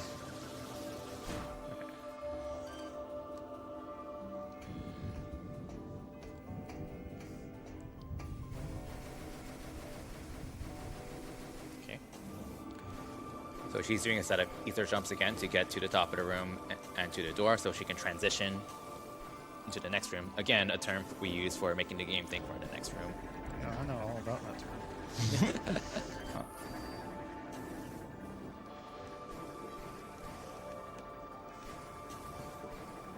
Okay.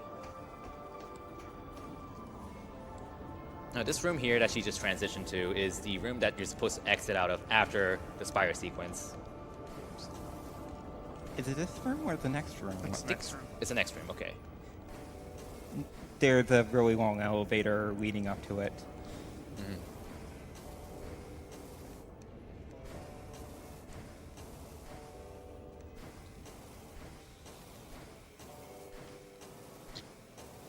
Yeah, these ether jumps are not as easy as it looks. Just takes, I mean, they can be kind of consistent. It just takes a lot of practice to get them down in any of the Prime games. Yeah. Take those cutscene skips I did yesterday, make them a little bit easier, but then do them like 100 times.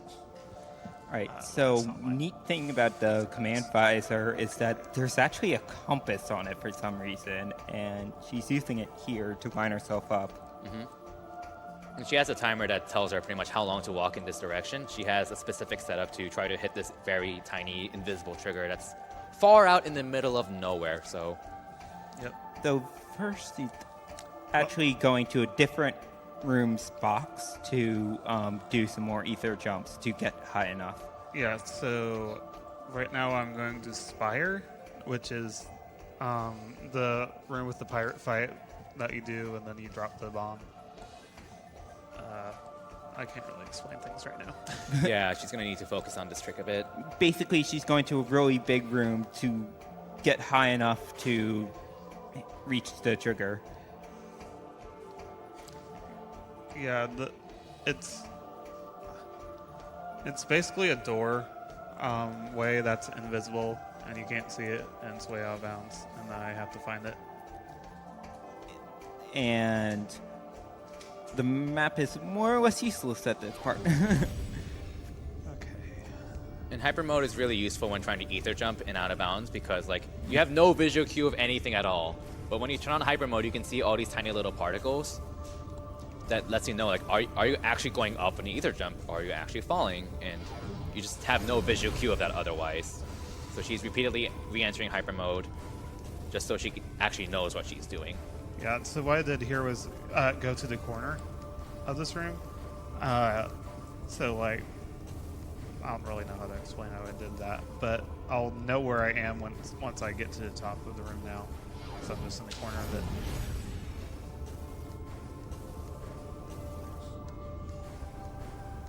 This room is really, really tall. So donation would be good. Absolutely. We've got a $150 donation from Debatist Hick saying, first time donating for my favorite video game series. I've been going through the Prime trilogy for the first time and rushed to get as much of Corruption done before this run so I could properly enjoy it. Loving what I've seen so far. Good luck on the rest of the run. Thanks. Yeah, so I got X out of hyper mode every so often, so it doesn't auto-vent my energy tank away. And she does need to fight a few things, so she wants to have as much health as possible. I don't know.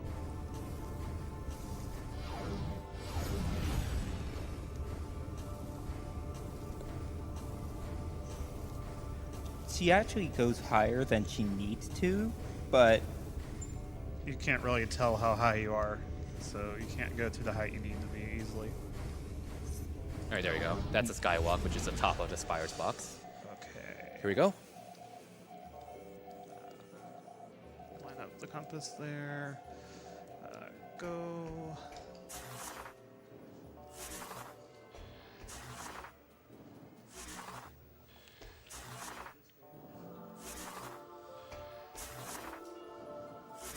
That was way too early. So we're gonna have to do it again. If she has a separate timer again to pretty much tell her how long to walk, and for every one of those unmorphs she did, there's a timer of how long to unmorph immediately that she keeps resetting. So hopefully she hits it.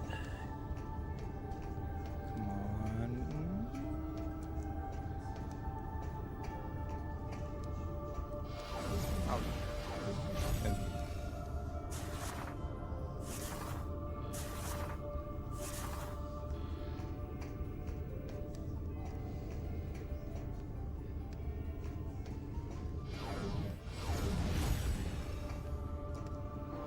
Yes!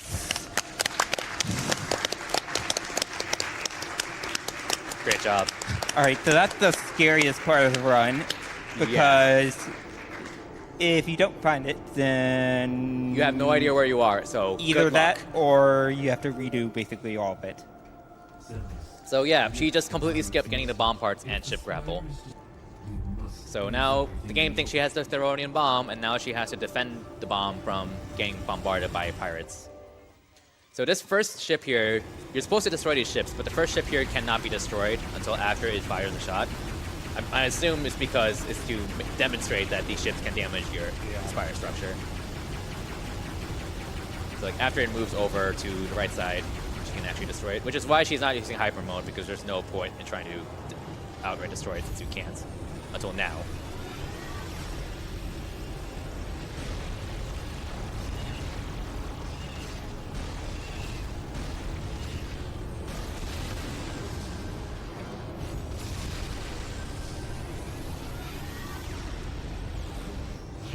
She doesn't have to worry about the flying little robots too much. She just has to prioritize killing the pirates. That ship would drop off more pirates, but she killed it before they had a chance to jump off.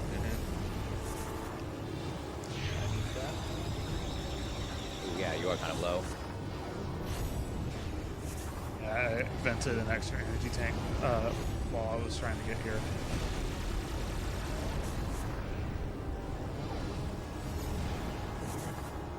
That, I believe, is the last of the three Should be ships. the last one. Yeah, so it's going to come back over here. Does a full circle around the area. Feels immersive watching it go around you.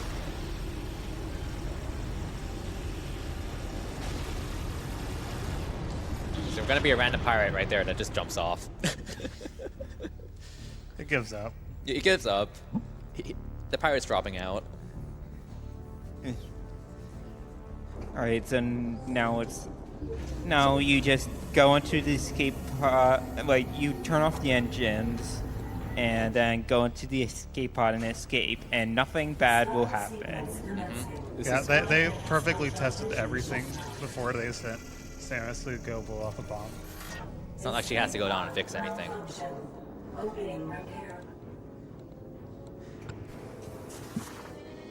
mean, I don't understand why she couldn't just call her ship here, but There isn't the blinking lights. How would she land without the blinking lights? do raise a good point there. Now, this is where welding gets terrible.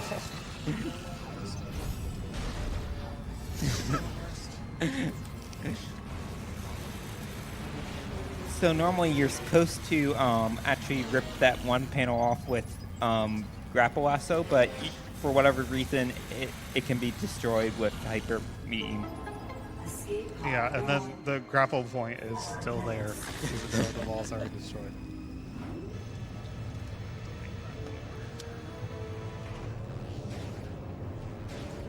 Whoop. Whoops. Oh, nice And- boost. I have to wait for this to load anyways. Yeah. Intentional. Sure. Demonstrating our immersion with the loads. Wait, are you ready for this? Are you ready? Woo! See, I like how it uses Samus's left arm when most people play with the Wii one in the right hand. My immersion experience has been ruined. To be fair, they do usually put the grapple stuff on the nunchuck for that reason. Yeah, they but usually do. So not- Samus confirmed three-handed. It's the only explanation. She has two left hands. The plan worked. Oh hey, the plan worked. the plan worked. Wow. What plan? Yeah, what plan? I don't know. whatever. It worked. Alright, so on a more serious note, the Leviathan Seed shield has now been blown up, so now Claris can just fly over to the Leviathan Seed and fight the main boss of Galicia. The fall's impact resulted in the destruction of the Oh, thank you for clarifying that. and the seed. Is that part Game of the plan? commentates itself. Yes. It's amazing. Why Like, do we have why a couch are we here? even here? Why?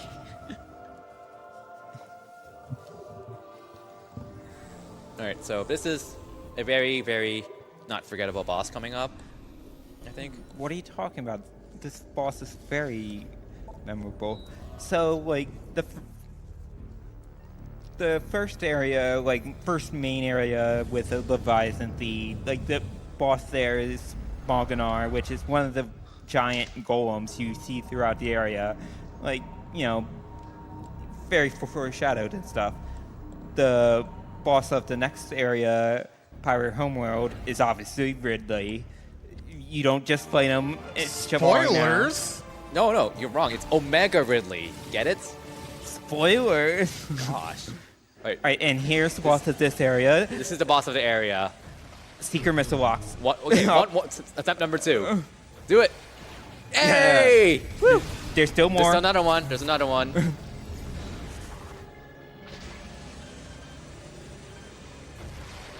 Oh, Giving a bit of fight. there we go. There we go. We need some applause for that.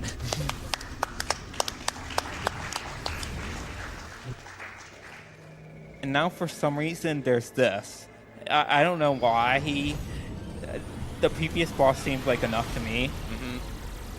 Alright, so seriously, Helios, you stun it, and then you wait for it to open up, and hit it with my Hyper Beam. And that's it. And that, Do and this then 3 times, and yeah, then that's over. Very thoroughly slammed boss here. normally it's a little harder to hit if you don't, like, when it's unstunned, if you wait long enough, but why wait? Yeah, and there is a damage cap per phase there, so like Clarence couldn't really do any more damage at that point. And there we go. So, for whatever reason, there's actually 2 hyper missiles. Yeah. And you can, if you, by standing in the right spot, you can just get a second hyper missile and get another percent. Yep. So you can get 101% in this game. One of like Whoa. 3 ways to get Yeah. it, I think. You can get 255% in this game. That's where it caps. Like, so randomly somebody did like a 100% playthrough or a run, and then they got 101% and had no idea why. There's like a second hyper missile pickup. Yeah, I believe it was Uchiha SDA, and he went to go back through his video to see where the percentage doubled, and it was hyper missiles. So, yeah, interesting. And Press A to release Phazon to the Phazon core, or whatever it's called. That just immersed me so much into this game.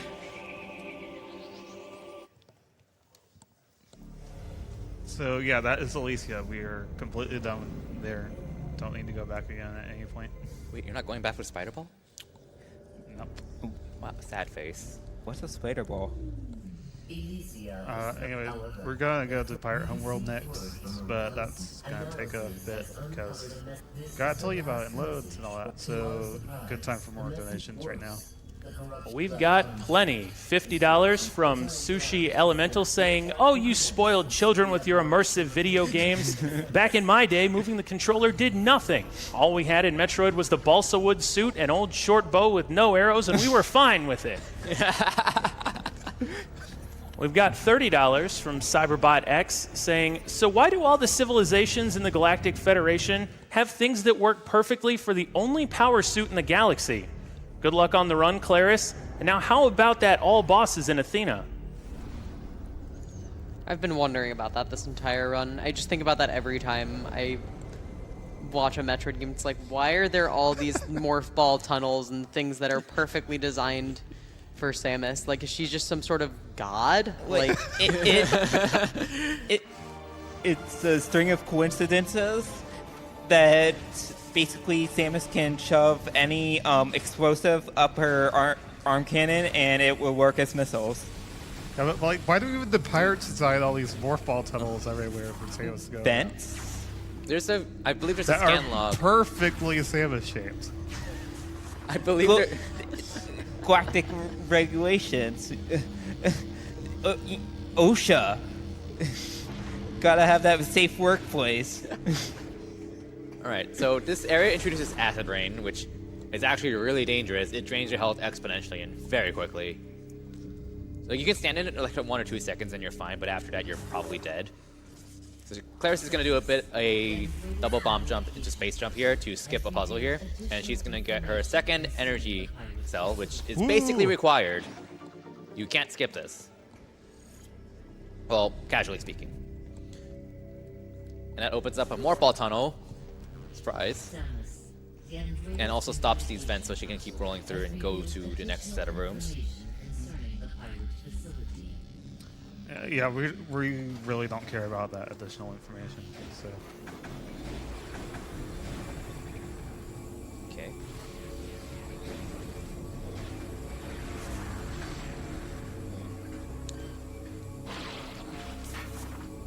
And soon her goal right now is to make her way to X-Ray Visor, which is the intended first major upgrade in Pirate Homeworld, by the way.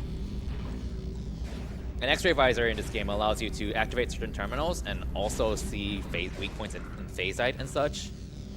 So it allows you to one-shot some enemies. It allows you to activate X-ray terminals, which is the more important part because that's what you need it for. And I think that's mostly it. Oh yeah, you don't need secret missiles for these, technically. There we go. yeah, hybrid mode works on that for some weird reason. There's X-ray Visor.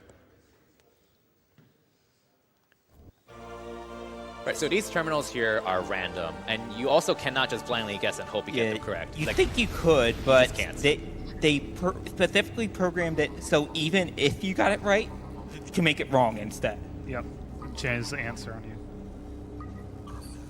And the patterns for these are all random, so doing it quickly comes down to being able to react to the correct patterns and finding it quickly. Ah, couldn't make the cycle. Yeah, you have to hit that like immediately, or else you have to wait for the next one. So this is a shortcut that will take her back to the main elevator. And you see a missile there. She's not going to grab it. Oh, I was supposed to skip that. Whoops. What? Oh. So I have to go reload the room. Oh yeah, she was morphed before the cutscene in the morph ball slot, and that actually made this mechanic rotate without her, so she was stuck. So she had to exit and reload the room. I learned that the hard way once. I'm sure we all have. Yeah, I think most people have. See, there's another X-ray terminal here coming up that she's going to activate and get the Pirate Homeworld map, which gives her access to the research center and the mining facility, I believe. No, it's just It's research. just research? Okay.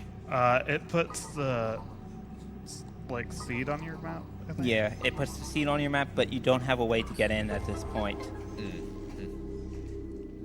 Mines don't actually appear on your map until you enter the area. Well, they're never gonna appear at all in this case. Oh, yeah.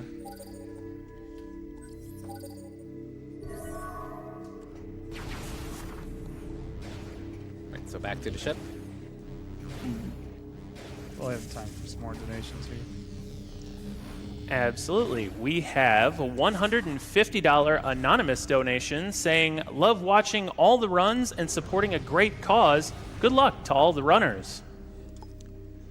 There's a $25 donation from Blitzawolf that says, I have been primed for this run all week. Thank you for corrupting my bank account. Boo. Cheers to everyone. Yay! Puns. Punishing donation from Blitzawolf. $50 from Shinshia saying, love you guys, keep it up with love from Quebec City. And $50 from Venom1406 saying, I just had to spend some money on Metroid Prime 3 Hyper Mode. There's a lot of hyper mode here.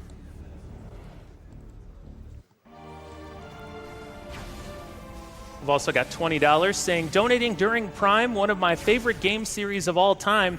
Just leave Ridley alone. He's only fighting the corrupt Federation. Just look what they did in Other M and Fusion. Space Pirate Life. That's from Kirbizard. I tried to not remember what they did in that game, so. But Yeah, so to unlock the gate, you just need to shoot that little switch there. And then there's a bigger room coming up where you have to do some platforming and go around the room twice, but Clarence is going to do an SSJ to skip most of that. Just like that. Well, or not. Just like that. just like Okay. that, yes.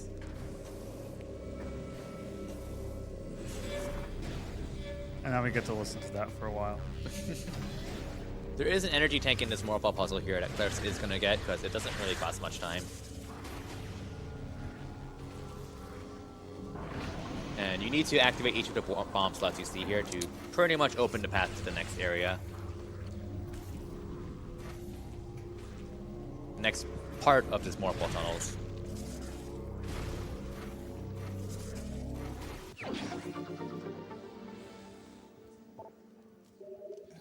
Alright.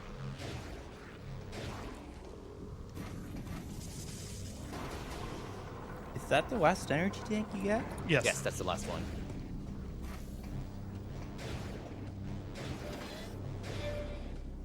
Oh, Yeah, it still has that siren going Here's on. Claris's favorite part of the run, having to weld and use the X-ray puzzle. There you go. Just reaching maximum immersion levels. oh, Whoops, I misread the answer there. You're too immersed. You got it wrong.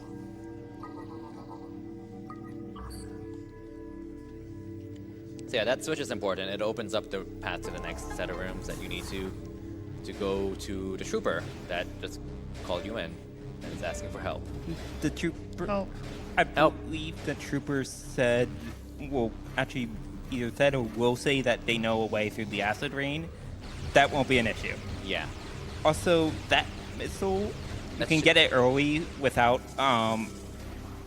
Spider Ball, even on Trilogy. That is one of the few breaks that are still in the game. It's actually a pretty cool trick. You kind of rebound off of an incline to bounce off without using Spider Ball. Still going. Still going. Alright, so in some rooms in Pirate Homeworld, there are these antennas that trigger an alarm, and you want to destroy them as soon as possible. In this case, there's no way to directly avoid these pirates spawning, so she's just going to shoot the antennas to pretty much trigger that. it starts the cutscene Yeah, it starts the earlier cutscene. if you destroy that. And they will follow you. And So the next room, then I have to beat them. these are commando pirates. Yes. And there's a way to kill them even faster than hyper mode later, but for now, hyper mode will still kill them pretty fast. When they show up, Yeah. Alright, so Claris is going to do an SSJ here. What you're supposed to do is activate a terminal to unlock an elevator to go underground in this room, and then unlock another Morphle elevator to take you to the upper path. But she just skipped all of that using that SSJ.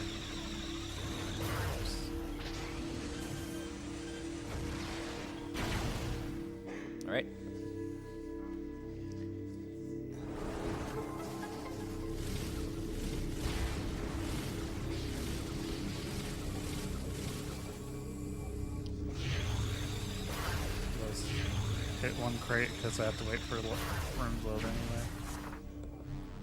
There's a boss fight coming up soon, and having as much health as possible is helpful. You mean Not that strictly the necessary, but nice. that the Federation trooper isn't going to just be a nice NPC? No, you're gonna help him first. He's gonna help you out, I wait actually. to play Bop It with them. All right, so this section coming up really reminds us of Bop It because they call it. The trooper will call out instructions to open something, and it's like pull, twist, and it's like that's Bop It. So I want to see somebody on Twitter draw Samus Bop It, please. That would be great. Organize our movements, or the security clamps won't release. Are you ready? Pull! Twist! Bop Push. It. Woo! Bop It, Metroid version. Spoiler alert, that trooper is actually Gandreda, the third bounty hunter who can transform. And This is one of the few times where screw attack is used for combat. and ideally, she won't need hyper mode much, so we'll see how this fight pans out. Gandreda will always jump to your left at the start of the fight, so you can time a screw attack and end phase That's one bad. immediately. That's bad. Did you skip a phase? Oh, thank There you. we go, there we go. Yeah, that's phase two. Okay, phase 2, it can start turning into the other hunters, and Those are slow. Yeah, you can't speed things up once You can't screw attack them, and that's the main important thing, honestly. Oh, there we go. There's Gandreda. Really good fight.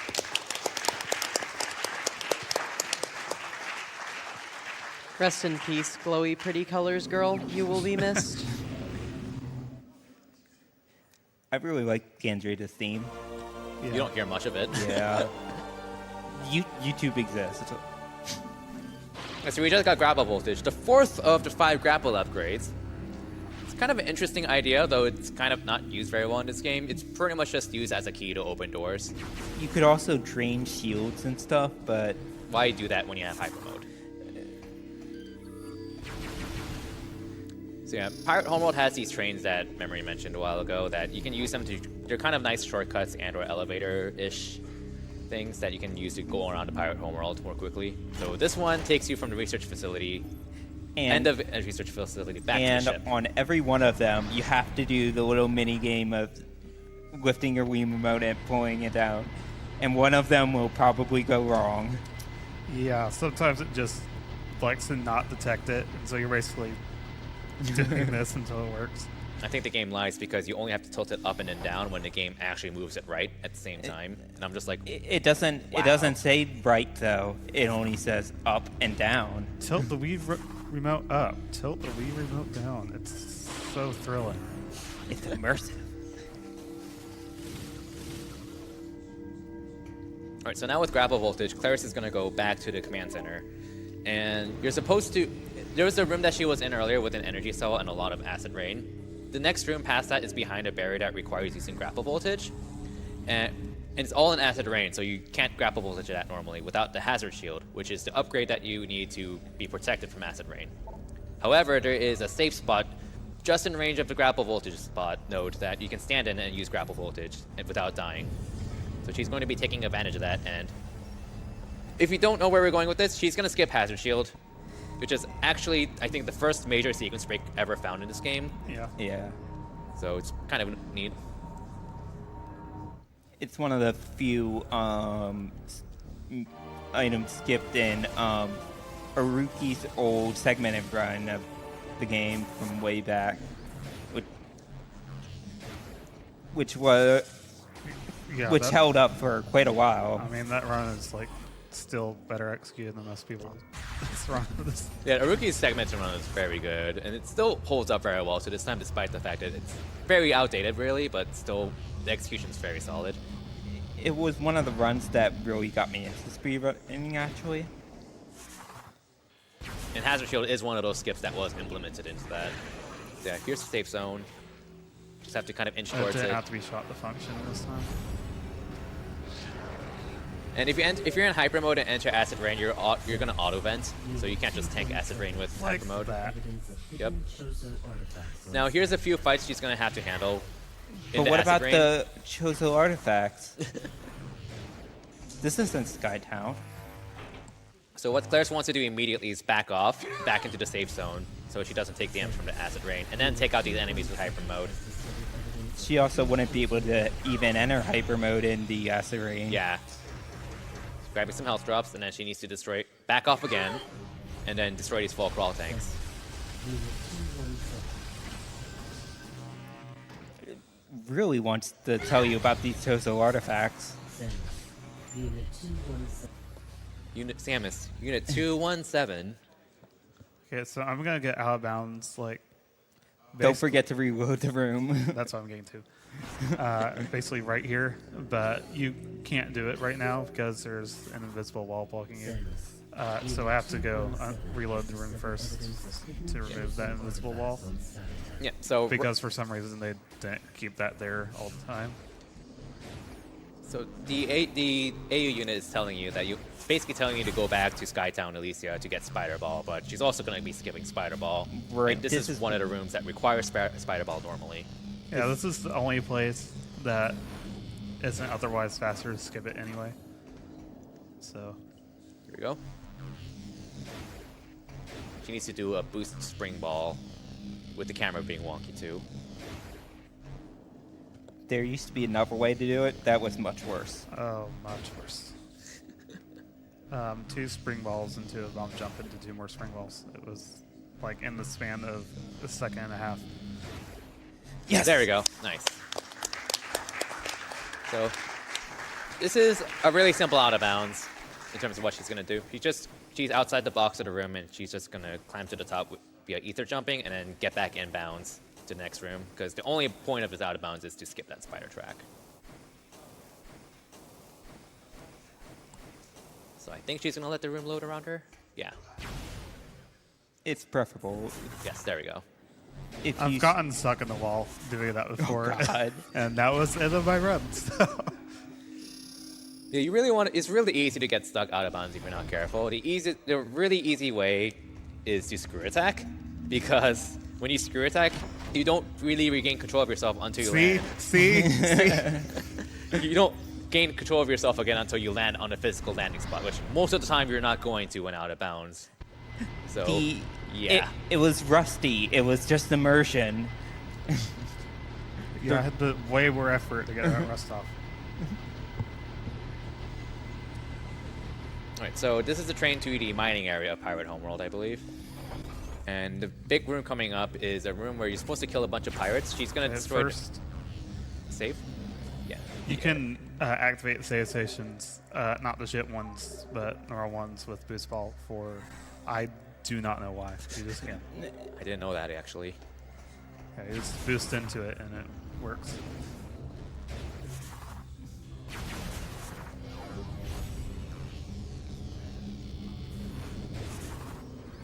But yeah, she wants to avoid extra pirates from spawning, which wastes time. So she priority is to destroy these alarms that will spawn there, and 2 more, 1 more. There we go. And now time to kill the pirates. Easy. She's using hyper missiles, which she actually just got from Helios. We never talked about that, but hyper missiles are actually can be useful in times. They're really the kind of weapon where you just do a lot of damage in 1 hit. Yeah. So it's like if you just need to glance at an enemy and kill it in 1 shot instead of staring at it with charge being for like an entire second, hyper missiles are useful for that. So Claris is opening up this wall not to get the missile expansion. She'll actually do another. I think it's bomb jump Yeah, SSJ. yeah, bomb of SSJ right next to it to get over a trigger that that creates an invisible wall. Yeah, so I basically just got over invisible wall there. Yeah, like you're supposed to turn this into a half pipe with the drill, but you want this extra floor here to make this trick easier. It's still pretty hard though.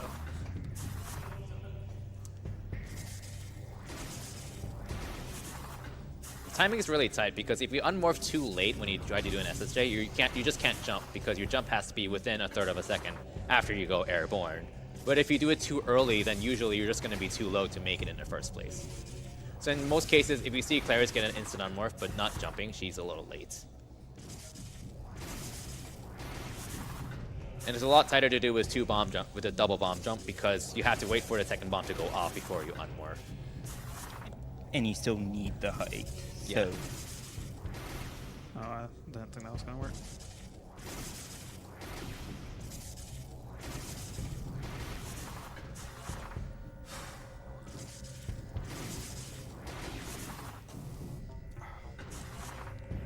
You got this. the point of this is to skip going around the entire pirate mines. Like normally There we it There we be go. normally it, It's okay. Yeah. I'm just going to lose a little bit of time. It's not that big of a deal. so normally the pirate mines is a huge circle, and you more or less end up like 2 rooms away from where you start in order to get to Nova Beam. And by using this out of bounds, you can skip straight to there. But there's another additional point to this out of bounds as well, but we'll get to it in a little bit.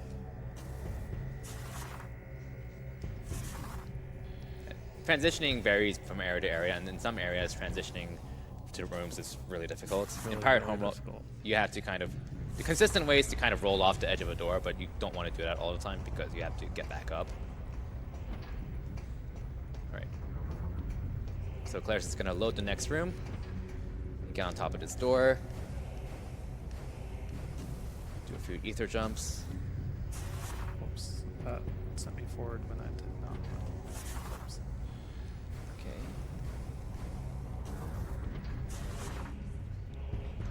There we go. Okay. Now she's transitioned to the next room, so her goal is to get to the top of the room, which is again the skywalk. Oh no. Please stop falling. So Okay.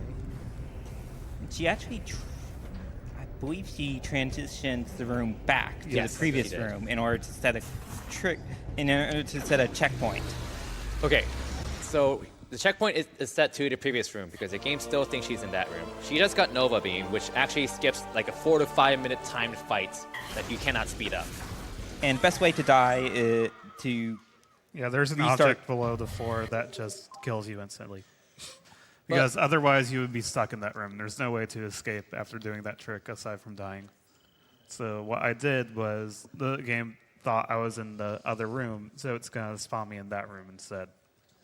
And so I can actually get out of here. So that saves a lot of time.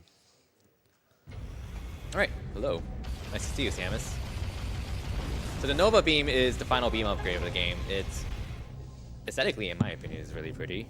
It opens green It's doors. not hyper mode.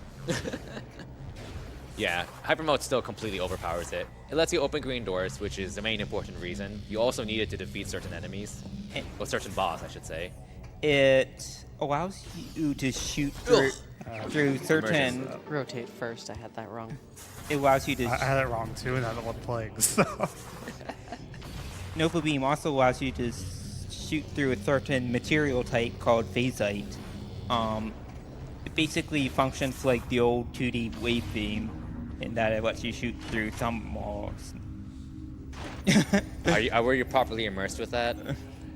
No. It need a WD-40 in the arm cannon. Right, so now her goal is to unlock the path to the Omega Ridley, which requires going through a set of sequences.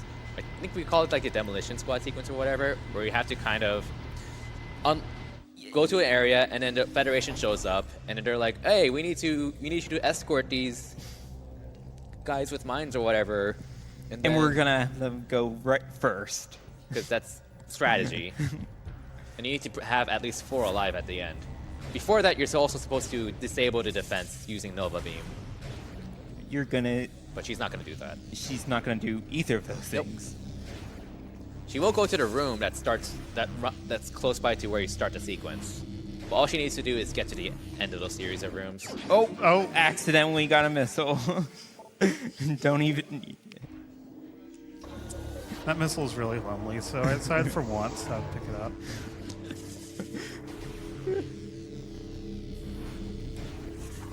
Okay, until we get there, it's time for more donations, I think. All right. Well, we have got a $150 donation from Corned Bee, who asks, "Am I the only one who likes motion controls?" Yes. I yes, like Yeah. you them. are. I like them. I like them in some games, not this one as much though. There's a $150 donation from Keith Fife saying, "The Prime series has always been my favorite. Unfortunately, class prevented me from seeing the run, but I'd like to donate to name a Final Fantasy IV character after my good friend, JP." And there's- Okay, so So this is another trick coming up. yeah, guys staying this against this wall so the acid rain doesn't try to kill me. It's not really cooperating right now. So she needs to do an SSJ against the wall to land on a tiny standable spot in this more tunnel there. There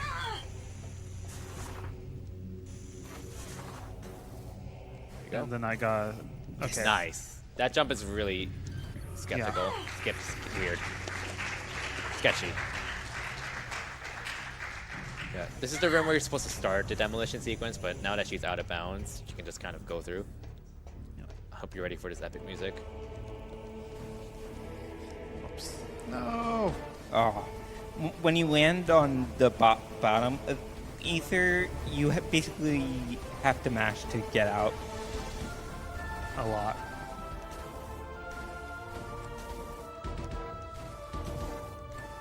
This music's pretty epic.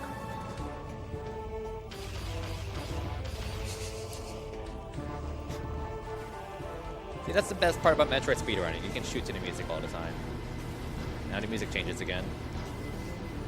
Yeah, this is the same music that was on Norian for like half of it.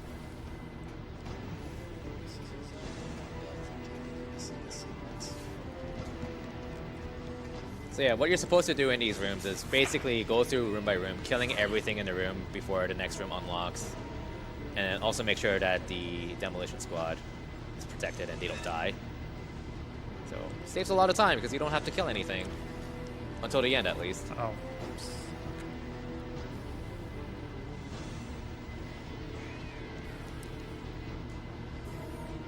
Okay. That transition looks really scary. Honestly, I was worried you were stuck in the wall. Yeah, same. Oh well. I knew what I was doing. Okay. And like with Out of Bounds and Prime, it's a lot more limiting than some people may initially think because like it's not a ticket where you can just go out of bounds and go to wherever you want. You always have to go manually to the door to load the next room and keep progressively. And keep there's progressing pretty that way. much nothing you can do if you need an elevator or in this game ship to Yes. reach new areas. So like the final area is phased, but there's no way to go there in the first place. And similarly with the final areas from Prime 1 and 2, you can't go to the final areas without a bounds alone. Another unrelated note, hey, the Demolition Trooper counter finally showed up. I rate this run a 12 out of 12. Alright, now she wants to get back inbounds here because that's where the sequence ends. And then that activates a trigger for a cutscene that puts her back in bounds. And now for a mini boss of sorts. So you have to fight the pirate commander, whatever. The He red one. teleports a lot, and that's luck. So hopefully it stays in place. Wow, fantastic. Now she has to defeat all the other commanders here, and she's going to be using Nova Beam plus X-Ray. As Memory mentioned before, this beam goes through Phasite, and some enemies have Phasite, which if you use X-Ray and Plasma Beam, you can one-shot enemies. Well, or close to it. Yeah. Defeat them faster. You won't have to dig through their So now armor. the fight's over. I rate that fight a 12 out of 12. And right. This is the most important part of the run. Oh. What I meant to allude to is the one spot in the game where you need ship missiles. It There we go.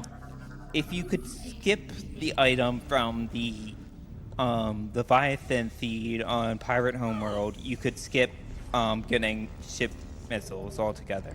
Yeah. So that means the item in the Pirate Seed must be really good.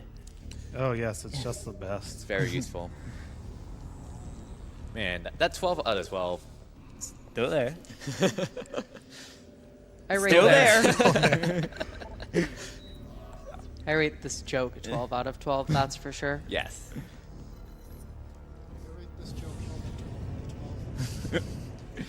I rate this loading cutscene a 12 out of 12. Oh, it's gone. Now we don't know how good the joke is. Alright, so this is the last Leviathan seed of the game. Sort And- of.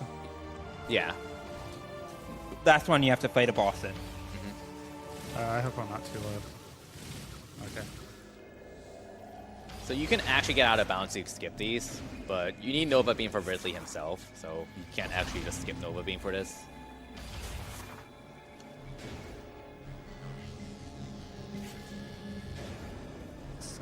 So yeah, there's quite a bit of luck in the Ridley fight. The idea is you want to stun him as soon as possible by usually shooting his mouth. So Sheaf can stun him quickly. Okay, the music started way earlier than normal for some reason. Grapple open his chest. Now start shooting his chest while he flails around like an idiot. Phase 1 done. Ridley gets some Phase-Ite armor on him now, so he's going to have some attacks. Oh, you canceled I got that. too close, and that canceled the really easy attack. So now she stuns Ridley, and she has to shoot the weak point of the Phase-Ite armor. And she has to do this twice to destroy each part.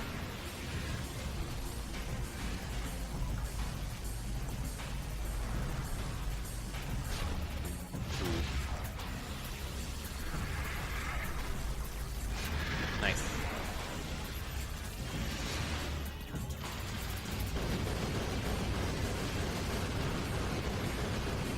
Okay, armor's gone. Now his chest is completely exposed. However, you actually can't kill Ridley here, no matter what. Yeah. And now he starts a flying sequence where you kind of just wait around, deeply immersed in this fight, and wait for him to land.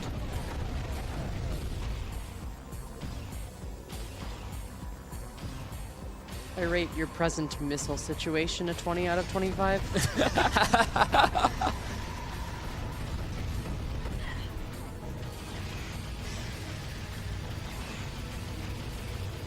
I had no idea if shooting him there even does anything.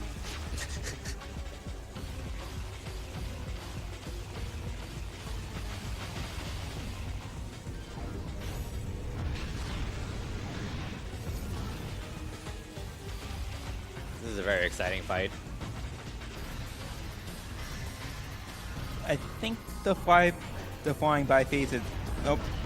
Still It another bombing goes through run. 4 times, and then so next time it's gonna land.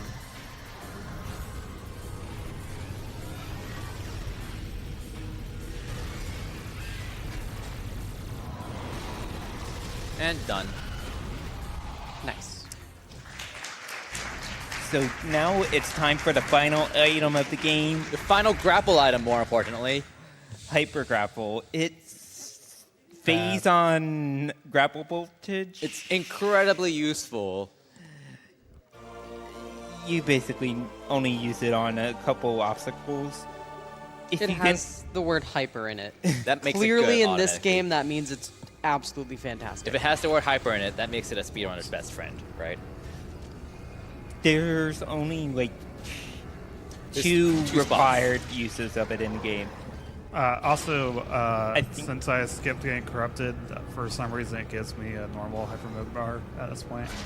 But if you drain it, then it just goes back to the like permanent one. Are you ready to press A? Yes, I'm ready to get so immersed right now.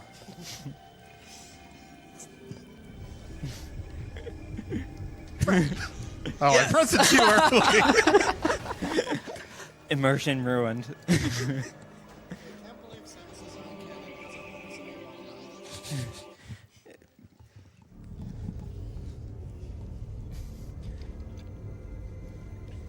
She actually controls her arm cannon via Wii remote.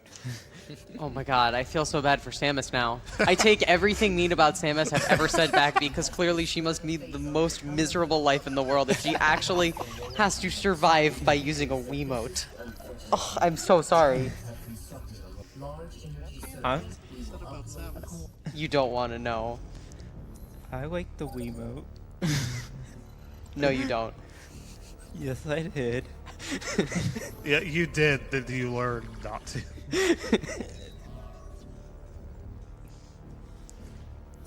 Alright, so her goal is now to go to Valhalla, which we mentioned is a side area you unlock after getting Screw Attack. It's kind of the area you're supposed to use energy cells in and kind of explore little by little as you get more upgrades in energy cells. So there's never actually a need to go there immediately until the end of the game. But the end of Valhalla pretty much has a code that you need to access the final area of the game. And this is where you need energy cells, which Claris got 3 for pretty much free. In addition, there's another energy cell that's right in front of you, so... Right there, in the green. But she's not going to get it. So, thematically wise, this is supposed to be kind of an abandoned ship, and it's really spooky. It has Metroids flying around everywhere. It's basically a destroyed version of the area from the very beginning of the game. If you remember back, there was a ship called the GFS Olympus.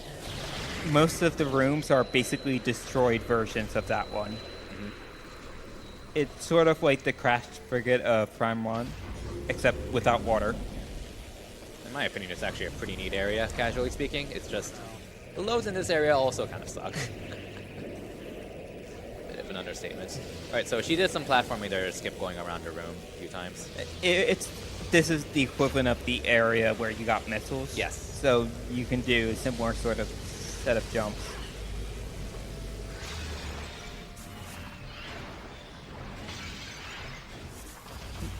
Did you explain the point of this area? Mostly, yeah. Yeah, we did earlier. But yeah, what we're gonna do is get the code for the Leviathan that's flying around Pirate Homeworld, because for some reason the code is on this ship. I think there was like a pirate boarding thing that has Yeah, there it. is, like at the end, but like, why is the code on that?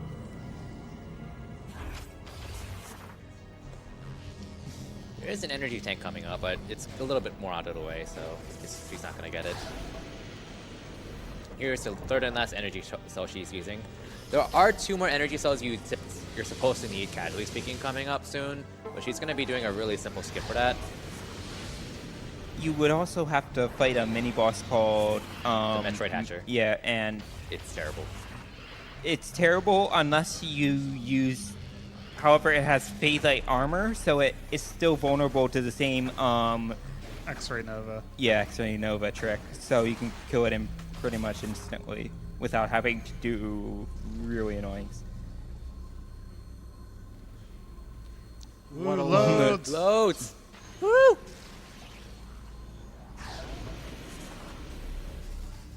Alright, so here it is. You're supposed to use 2 energy cells to lower that bridge, but if you screw attack into a This may specific be spot, too low. the game... Oh, wow, I it got did. it. Yeah, the game just spawns you up there, so you can just skip 2 energy cells, just like that.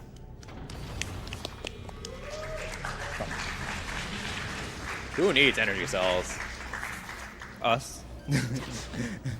Because You can't be fully immersed without the energy cells. I was gonna say one of them's really annoying to skip, but alright. Who needs energy cells of quantity greater than 3? No one. You can skip more with Out of Bounds in Valhalla, but like the route gives you 3 for free basically, so there's no reason to really go out of your way to skip more. And the actual out of bounds required to skip it is Very difficult. yeah. Oh yeah, this bridge is certainly a bridge. Now I have to do it. Thanks a lot. Oh. Yeah, you forgot about Valhalla loads.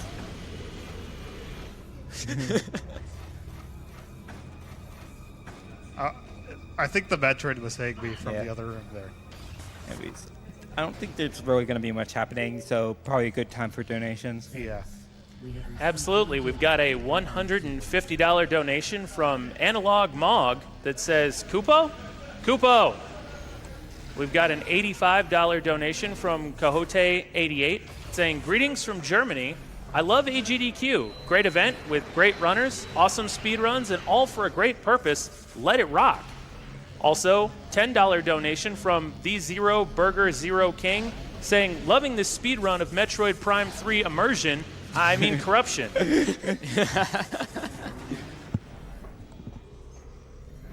Immersion doesn't even sound like a real word anymore at this point, to be honest.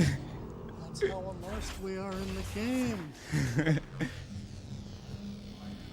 And this is a great time for more donations, honestly. Well, we've got $25 from IFD Delusion that says, been watching AGDQ for a while now, and this will be my first of many donations. I always look forward to watching all these games get destroyed so quickly. Keep up the amazing work. NG Loki donates $35 and says, had to donate during one of my favorite games. What GDQ and the runners do is awesome. I only started watching last year, but after putting my mom through chemo 3 times, I'm amazed at how much everyone comes together for Prevent Cancer Foundation. Keep up the great work and keep the awesome games coming. Put this towards Runner's Choice. I don't even know. Andy J. Retro donates $30 and says, Metroid is my favorite series. I'm thrilled to see a playthrough of this game. Putting this towards Author Blues playing Enviro Bear 2000 because I'm sure it's his main desire in life. Poor Author. Alright, so now that she's done with Valhalla, she needs to go to Pirate Homeworld to use the code she just got, and then actually unlock the way to phase. So coming up is the one of 2 spots where you need Hyper Grapple. And if it weren't for these 2 spots, you could actually just outright skip, like, a lot of Pirate Homeworld and skip Omega Ridley, but unfortunately these 2 barriers kind of just block us from skipping Omega Ridley. So get ready for the blob. You got me excited for a very different blob for a moment. There's a Wii game called The Blob. The Blob. Ah, that game. Haven't played it in so long. I was just thinking of that one boss from Yoshi's Island, to be honest. Oh, that blob. There's a lot of blobs in video games. Alright, so, but we're going to see a lot of loading screens and just rolling around, so I think we can just get off more donations. Yeah. Absolutely. We've got some more. $33 from Jesse H. Creative saying $33 to my favorite Metroid Prime game. Thank you, Claris, for running the game this year.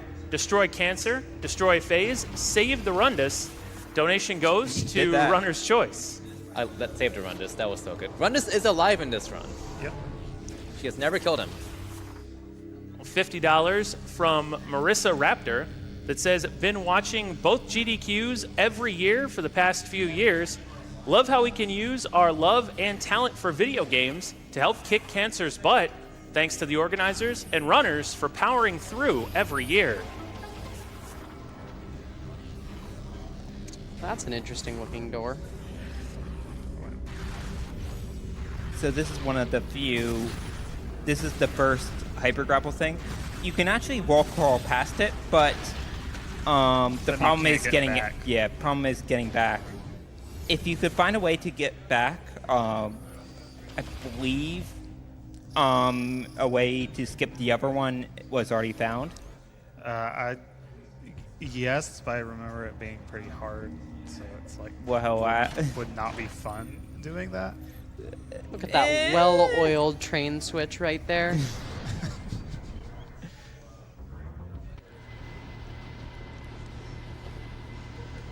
Right. Meanwhile, I think Shoutouts to public transportation. public transportation as in only Samus. well, shoutouts to the shuttle that takes us to and from the airport, I guess. Shoutouts to private trains. Yeah, so right now I'm going to use the code, and to go between these 4 rooms, it's going to have 4 loading cutscenes, which really weren't necessary at all. Or at very least shorten a few of them. Go on. Come on. There you go. There's an actual like a token achievement you can get in this game where if you shoot that eye in the background like 100 times, I think, you get a token. I thought it was 5. Was it? I thought it was more. No, I don't remember. It's like a lot. Oh. It's a lot. Should have shot it more. I thought it was. I think that was the wrong guy. Yeah, I Anyway, think it was the squishier looking eyes. Yeah. Like the squishy Metroid amiibo. I've seen a loading screen. So probably a good time for a couple more donations for them. Absolutely. We've got a couple more. $30 from Admiral Dane that says, Samus, did you know you can use a spaceship as an umbrella? It's true. It does protect you from acid rain, actually. And there's a $25 donation from Linkums that says, Other M for Awful Games Done Quick 2019. No. Love the baby. No. No, please no. We do have $10 from Metroid Master that says, Rip my immersion. Shoutouts to Claris for the epic run, and to the rest of the Fusion and Zero Mission crew. Shoutouts to Metroid Master. Other M will be joining Mega Man X7 in the upcoming non-existent Games Done Quick marathon.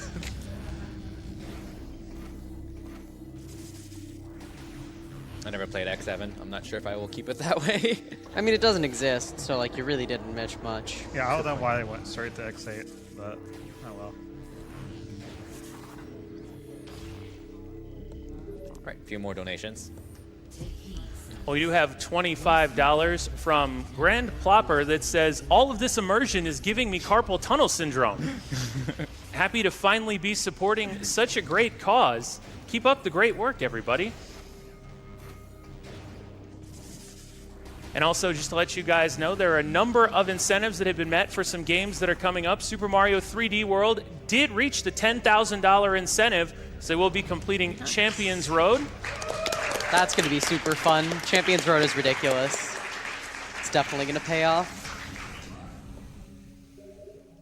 Right. So she's taking a trip to Phase, which is the final area of the game. And Phase is... Your mechanics work a little bit differently in Phase, actually. Poke. And where your health... You don't really have a health bar anymore. Instead, you have a phase-on bar. We'll see. Yeah, you'll see it. And That was the last I'm time- positive I can beat Phase in a minute and a half. It'll be good. I swear. But yeah, you have like a cap on your phase, which is determined by the number of energy tanks you have. And it starts at 0 and slowly goes up as you take damage or wait around until it hits your cap, and then you die if it hits that cap. This is also a point of no return, so no more poking the bobblehead. No more immersion in poking a bobblehead. Actually, there aren't really any more motion control, like immersion things at this Grappling the final boss. Press A to vent energy tanks. Yes!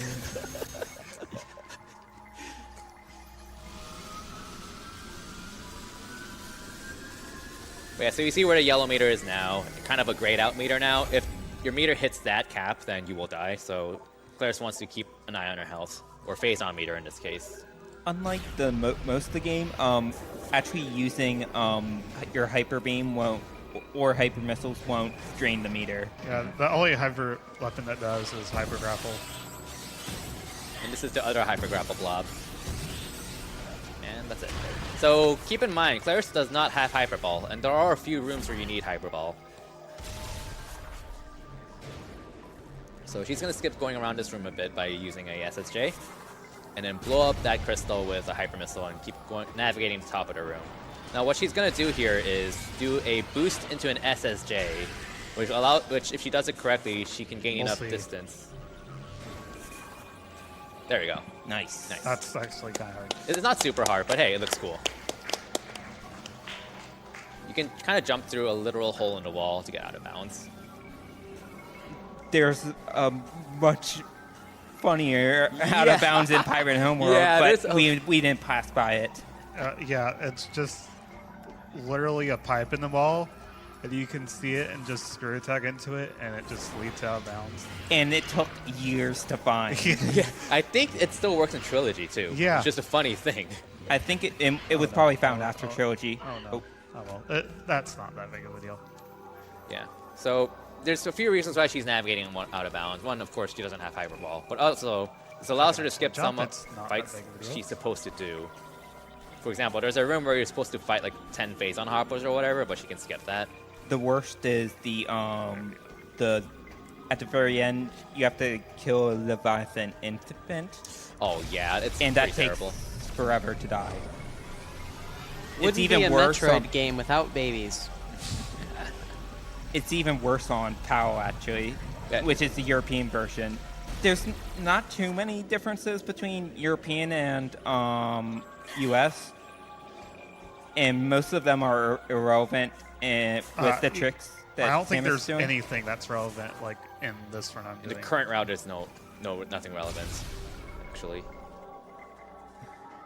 But the health of how the Leviathan infant works is completely different between PAL and North American, but Claire's just skipping it, so it doesn't matter.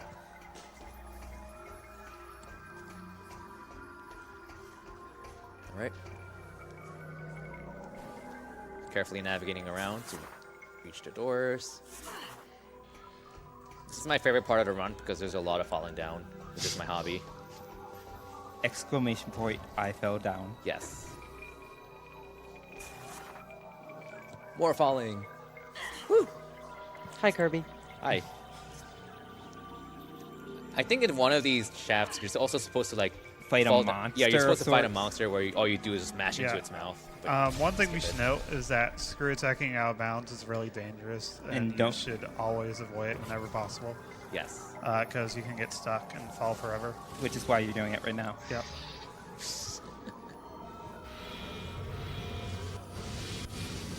So having a lock on with the scan visor gives you a bit more mobility.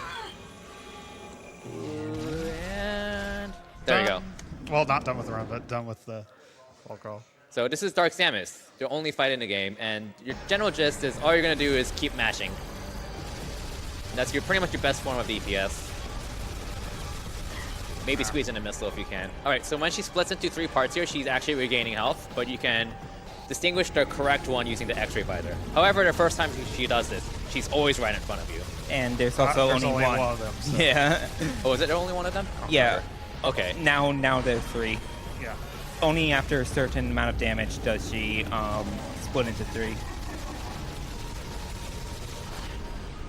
Okay. Again.